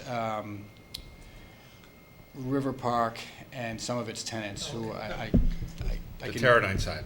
Yeah, exactly. And they're very interested in it and very willing to come forward with funding to assist, if not cover the cost. The key to it, obviously, is it would be a public work that would be constructed and ultimately would need to be the property of the town because we're talking about a crosswalk in a public intersection. So is their land they're looking to offer up? They would basically be allowing us to have a friendly taking of their land. that's what we'd be talking about. Is that a state road, 62? It's not a state road, and I believe the Oh, I'm delineation. thinking the other, yeah, it's Concord Street. Yeah. There is state land, there's state-managed highway there because of the interchange, but it's further to the west towards Okay. Wilmington. If you could picture where the ramps come down. Yep. So this is further in towards North. It's late, I'm on the wrong exit. What's that? It's late, I'm on the wrong exit, Oh. I'm one exit up. Yeah. And then you need to add the other, to add the other article to We're that. gonna change, That's the one we're that gonna was, change yeah, the 70. the legislation. Yeah, so Special this one I we're think gonna we would 12 change, to the Madam Chair. appropriate language. We had actually, well, you and Mr. O'Leary had the foresight to put that on there 3 weeks ago, I think. I don't even remember discussing special You're legislation. psychic. Special Yeah, legislation. we were talking about the state willing to assist us in Okay. doing something with the properties, and we just threw it on there. I can't think of any other articles that should be on here. Does anyone else want to add some articles on there? Repeal plastic bags. I'm sorry. Citizens petition. We did not receive any citizens petitions No, for none. this meeting. Yeah. Deadline was today, right? It was 4 o'clock today, Okay. and the clerk reported that she did not receive anything. Seems like a light. Don't complain. Well, she jinxed us a little more over there. Okay. Is there anything you need us to do? Nope. We're going to await the language on the Concord Street then. Correct. from We're going to prepare a council. warrant. The next time you see it, it will be before you for signature, as is always the case for October town meeting. I know it seems like tight timelines, but with the deadline and then the requirement for getting it in the mail, we really have to sign it on September 9th, your next regular meeting. All right. But most of these articles are standard form, so. And are you thinking about reordering these in some fashion, or is this the order that they happen to follow? I put them on in the order in which they were basically submitted. So starting here, these are financial articles. This one, we can decide on the 9th if we want to leave it on or not. This one here. Looking at the order, I think maybe just 13 and 14 being reversed would be a little more customary, with the zoning bylaw article being last. This one, I assume, will be authorizing some sort of funding, potentially, to support the activity. Do you think there'll be some funding associated, what, for legal fees? Yeah, because Legal that's fees what or we're gonna spend further, on it any at this further point. environmental review, I don't, I'm thinking of the J.T. Berry property, that's what we did with it. We had a small amount of money for, it actually wasn't small, it was like $50,000, so we had. So that should be a separate article, I think, the- then. I thought what we were talking about tonight, though, is to give the board the necessary tools to, authorization to exercise our options on it, whatever those options would be. We can limit it to that, I just thought I heard that there would be a desire to look further at there may be a desire to look further at the No, I mean, property. if we need some more money to appropriate it to legal counsel in order to get it to the tipping point, fine. I didn't hear much else, I mean, maybe I missed it, in relation to environmental. I don't think we were gonna spend any more money on environmental stuff ourselves. Okay. You're gonna have a conversation with DEP. You know? Right. Okay.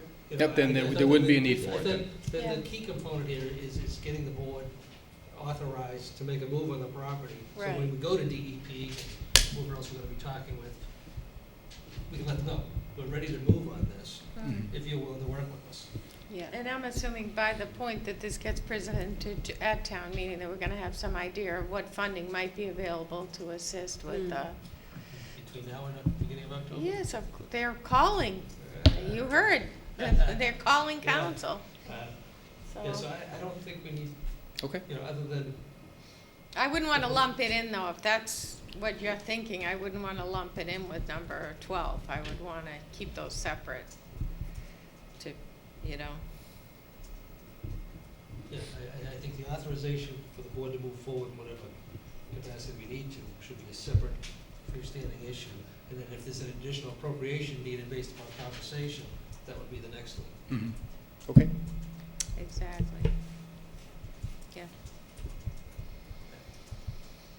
We're good? Yep. With that one? Mhm. All right, let's move along to, there's a, number 13, there was a request from Mr. Vino from the Recycling Committee to reduce the number of members of the committee. And Mr. Vino could not be here tonight and was asked to put his request in writing so it could be read into the record. So you've seen it in the packet, he's just asking to request the number of members be reduced from 11 to 7 because they've had an inability to have a quorum attend the meetings. So they typically have 7, they typically have 7 members right now. 11 he thinks was decided, and the minutes were located where 11 members were appointed initially to the committee when it was formed, because many people wanted to participate, but apparently they're not having. They've lost interest.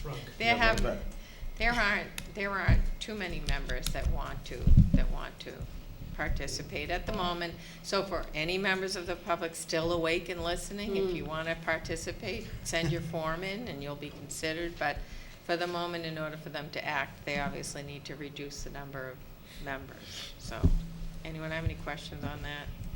Do we have a motion? Make a motion to reduce the membership of the recycling committee from 11 members to 7 members. Second. Motion and a second. Any further discussion? All those in favor? Aye. Unanimous. Oh, we do have to meet again, so we're planning upcoming meeting schedule. And, let's see, what do we? We had it for September 9th. So we have September 9th.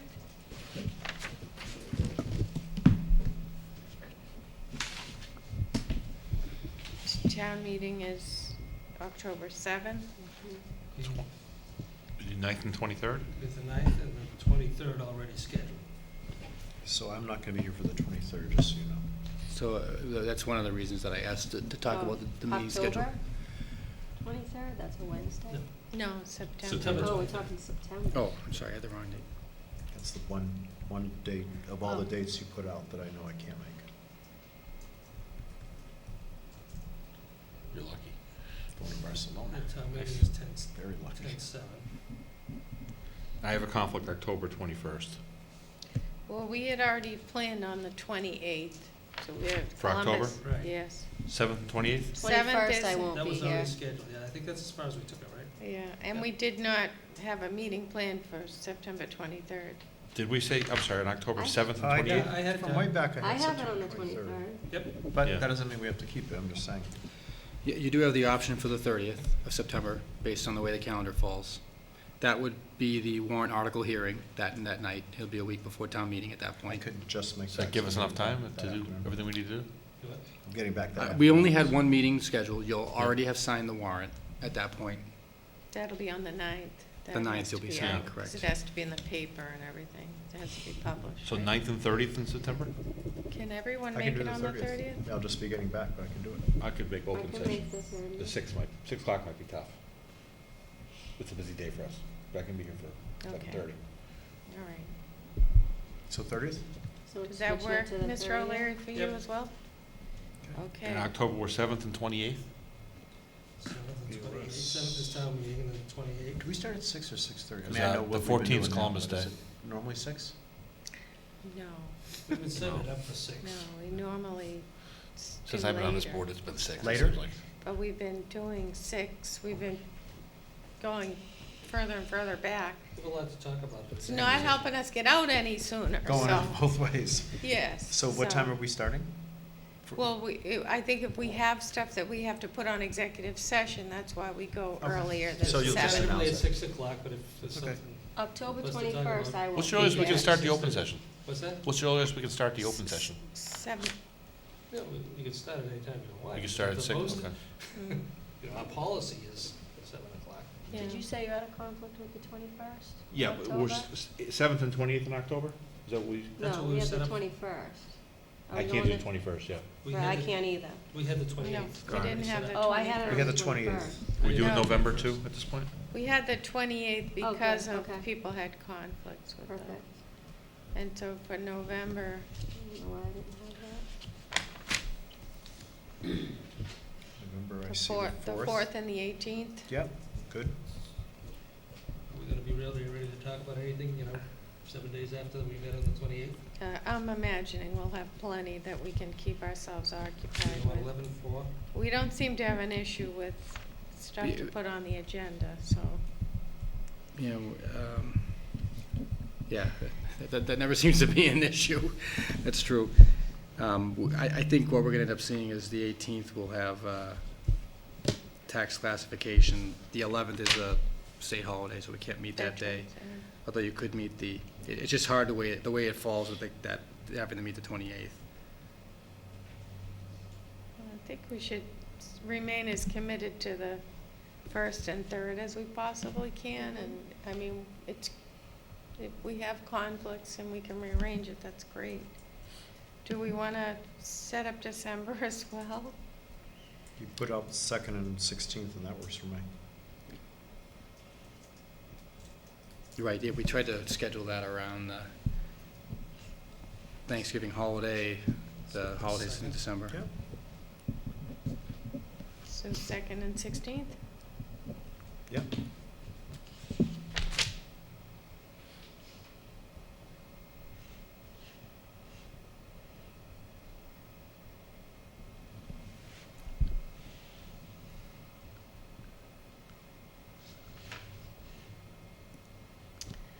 We, generally speaking, set up a separate meeting for a strategic planning session to kind of review our goals and also set new goals and see what progress we've made towards the goals that we've set up in the past year. So, and that typically, I believe, we meet in September to do that. We don't meet on, it's posted in a public hearing.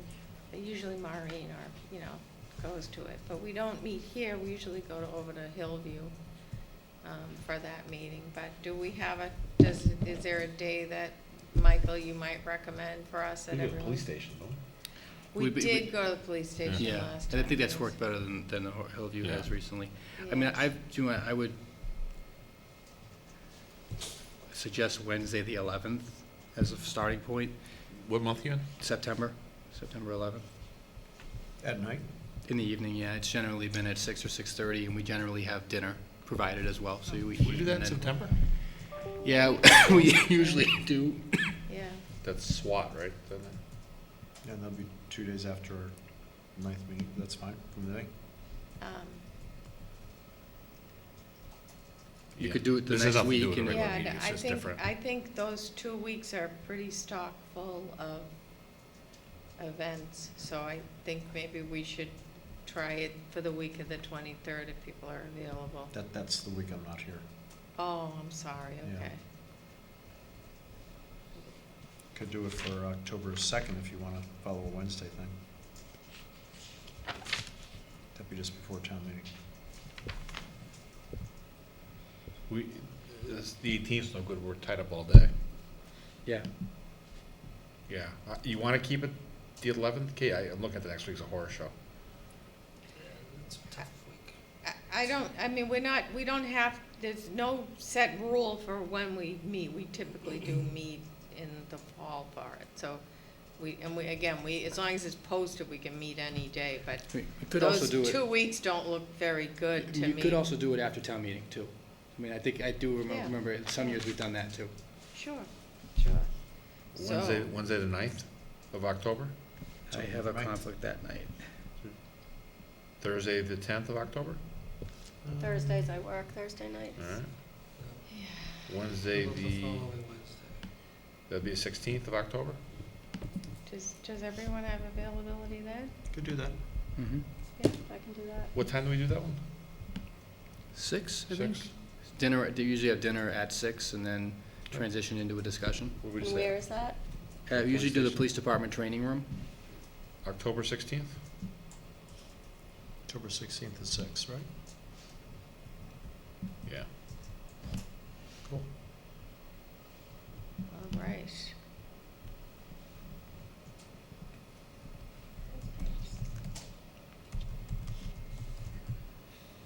Okay.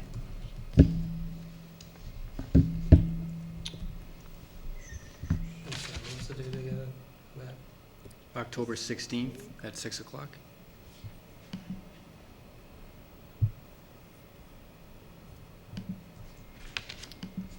Could you call the time back? See if we can have that.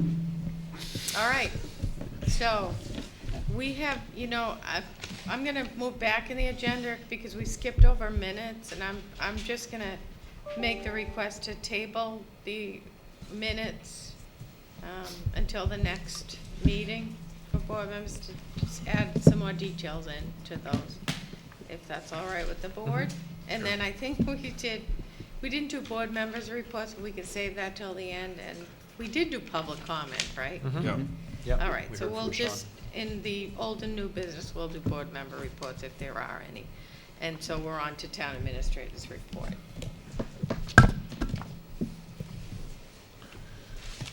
Thank you, Madam Chair. I do have a few things to report. Police Department is offering a non-civil service entrance examination on Saturday, September 14th at the middle high school. This is our second exam being offered under the non-civil service system. Qualified candidates interested in becoming a police officer are encouraged to sign up by the registration deadline of Wednesday, November 11th at 9:00 a.m. There is more information available on the town website, and we appreciate anyone who's interested taking a look and considering signing up. Police Officer Adam Johnson, who joined the department last year, he resigned his position effective August 30th to pursue further education. We wish him well. I've consulted with the police chief, and we anticipate filling this vacancy from the upcoming examination. I'm pleased to report that David Lee has been promoted to the position of fire captain effective August 5th, and I included a copy of some of the photographs from the swearing-in earlier this month.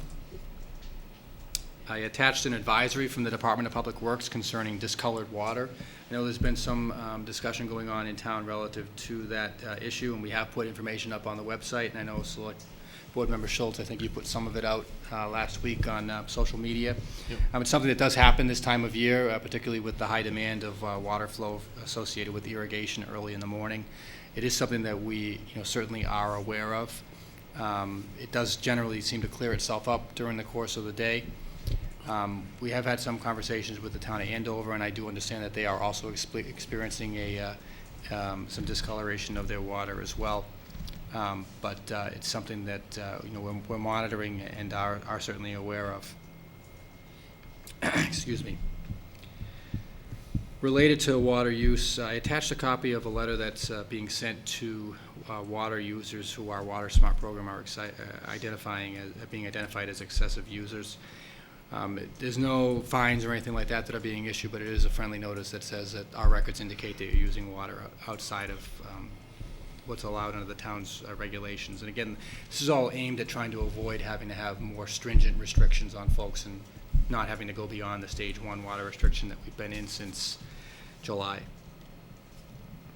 Some of the board members may know that the town has been approached about potentially altering the terms of some of the lease agreements that we have for cellular service providers to place their equipment on the 3 town water towers. I'll be working to address these issues, including potentially to solicit new proposals for the terms under which the equipment is placed on the towers. Any new terms or new agreements would require approval by the board in the form of a lease that the board would have to sign or have signed on behalf of the board.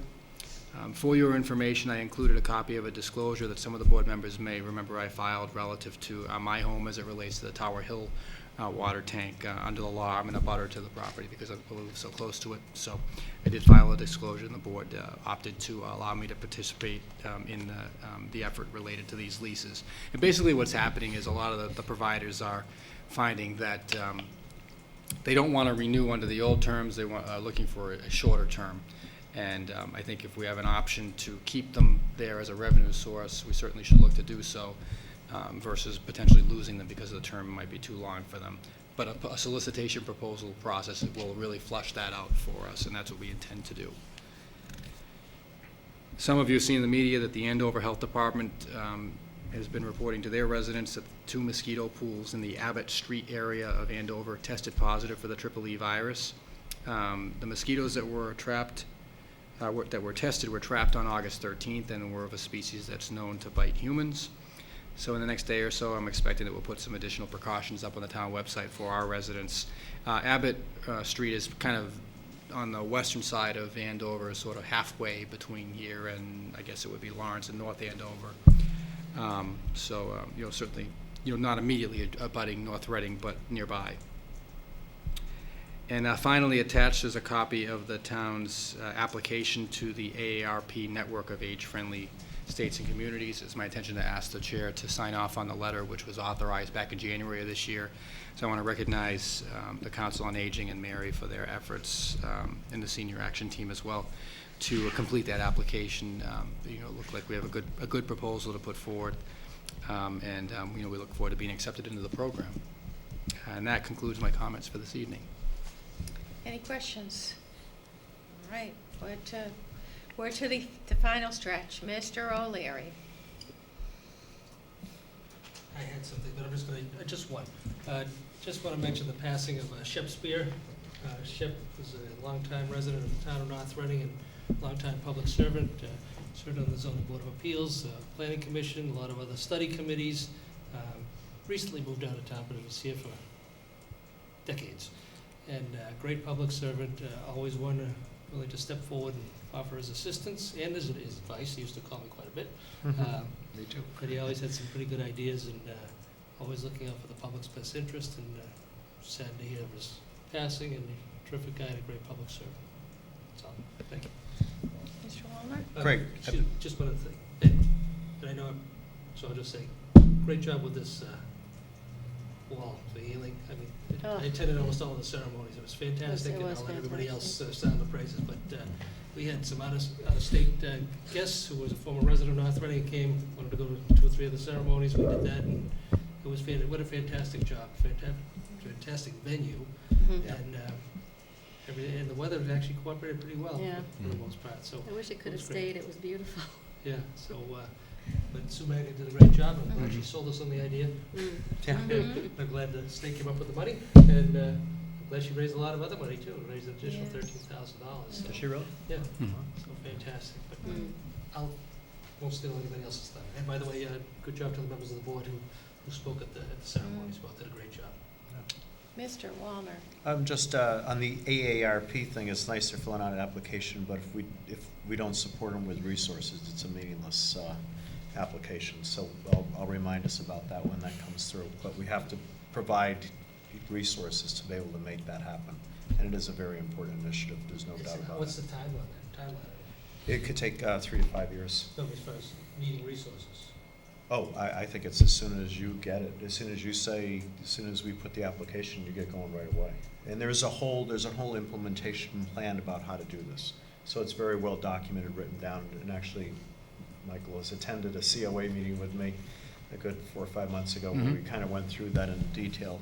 Is this So- something we should be doing for October town meeting as opposed to waiting till Well, June? I'm a little disappointed they haven't come to us so far to tell us about this. That's kind of, if you were thinking of extra articles, I was thinking of that, because they Well, actually that's what I'm really thinking. need I mean, resources. otherwise, it won't be until June. Yeah, they really need they're really gonna need resources, but it's people resources. People, not money. Well, So money, we can't people equals we can't money. appropriate- It's not just we can't- volunteer. We can't appropriate people. No, but I don't know how we can add that, where we're not, we need to hear their proposal. No, unless it's a, We don't know it just yet. as a placeholder. I don't know. I'm just Yeah. asking. Let's put it this way, for the timing. I've told them they have to bring it Put it forward. together, to- yes. And they had, so I'm disappointed it's not here yet, but I don't think it's ready for the town meeting, unfortunately. I have just some additional information for you on that. So I talked to Sure. Mary by email today. Oh, okay, great. Relative to this, and, they basically said that they wanted to come to be here for the signing of the commitment letter, which was authorized in January. And what I had suggested to them is, we've already authorized the signing of the letter for the chair to sign it at that meeting in January. Let's have it signed, and maybe you could come back to us with an update in terms of what you need. So maybe we should invite them to come back to a meeting to see if there's something particular that they're looking for. Could even be the September 9th meeting. I know very much that they wanted to attend a meeting, so. Okay. It So maybe sounds we like they're should not have shy, a and we shouldn't be shy. spot just in- should So we- if there's going to be resources, I assume they would go, so first, a little bit of kind of what I was thinking with regard to it, and that can certainly be directed otherwise. But Mary really seems to have taken a bit of a leadership role from what I can see with regard to it. She's willing to serve as a primary contact, and I think she's the appropriate person for it in that she knows the community best, and she's the subject matter expert.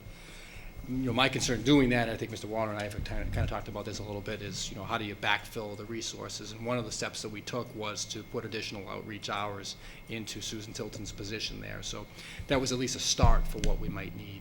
What I would envision happening is we would make maybe, if we were going to do something, it would likely be a further amendment to the Elder Affairs budget, Elder Services budget, which we can do under the article for the FY 2020 budget, which is already on the warrant. So you have a vehicle to take action if you actually wanted to do something there. And that's where I suggest you would do it. But if we wanted to do a warrant article, we could certainly do that. I can just tell you that it may not be necessary.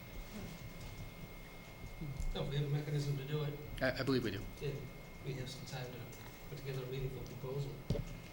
That's good. Yeah, but they're gonna need We resources. don't have a problem filling up our agenda.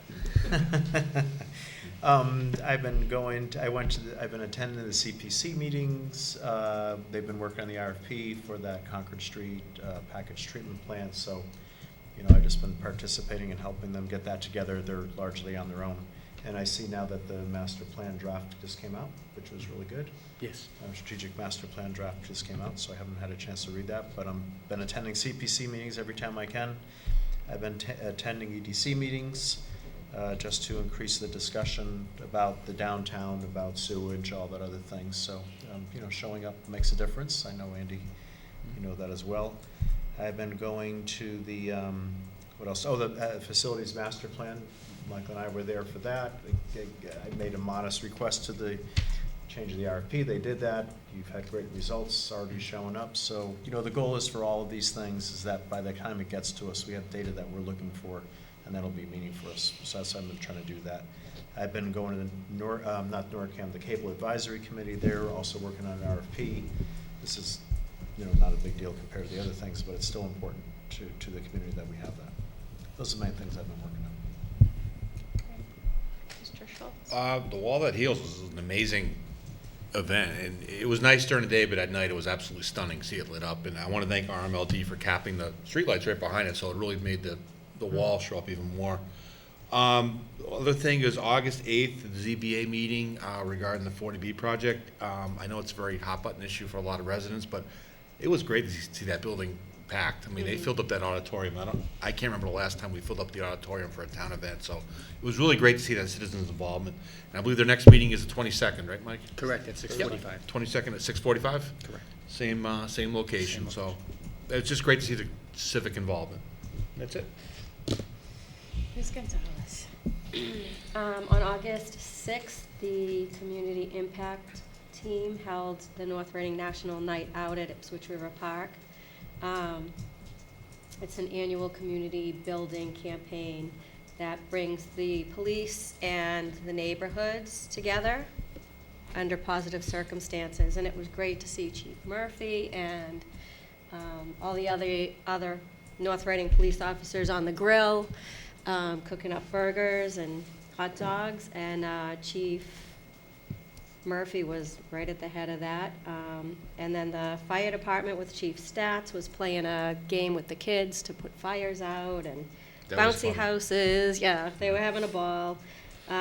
Face painting, and everything was free. It was a great community event, and I just think all the businesses that sponsored it and the community impact team did a great job.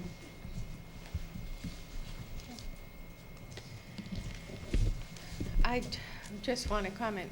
All of us actually attended the ZBA meeting, the first meeting. I thought Mr. Dimitri did an excellent job chairing the meeting and moving the process forward.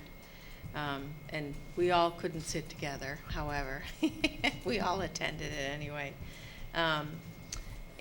So thank you to the members for going to that too, because we already are investing hours and hours and hours each week in all of these other assignments, in addition to being here to the late hour of the evening, just for these meetings. So I know going to another meeting, adding another meeting to the agenda is a lot to take out of the schedule, but I appreciated seeing everyone there.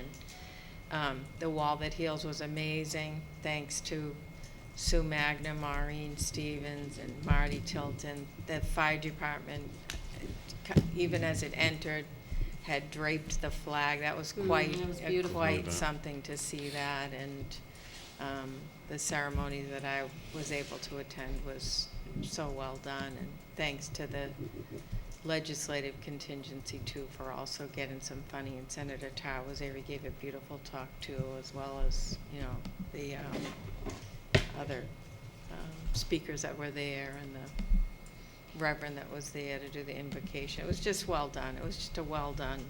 So thank you to everyone that volunteered and participated and covered it and publicized it, and all the veterans as well, which is who it was all about.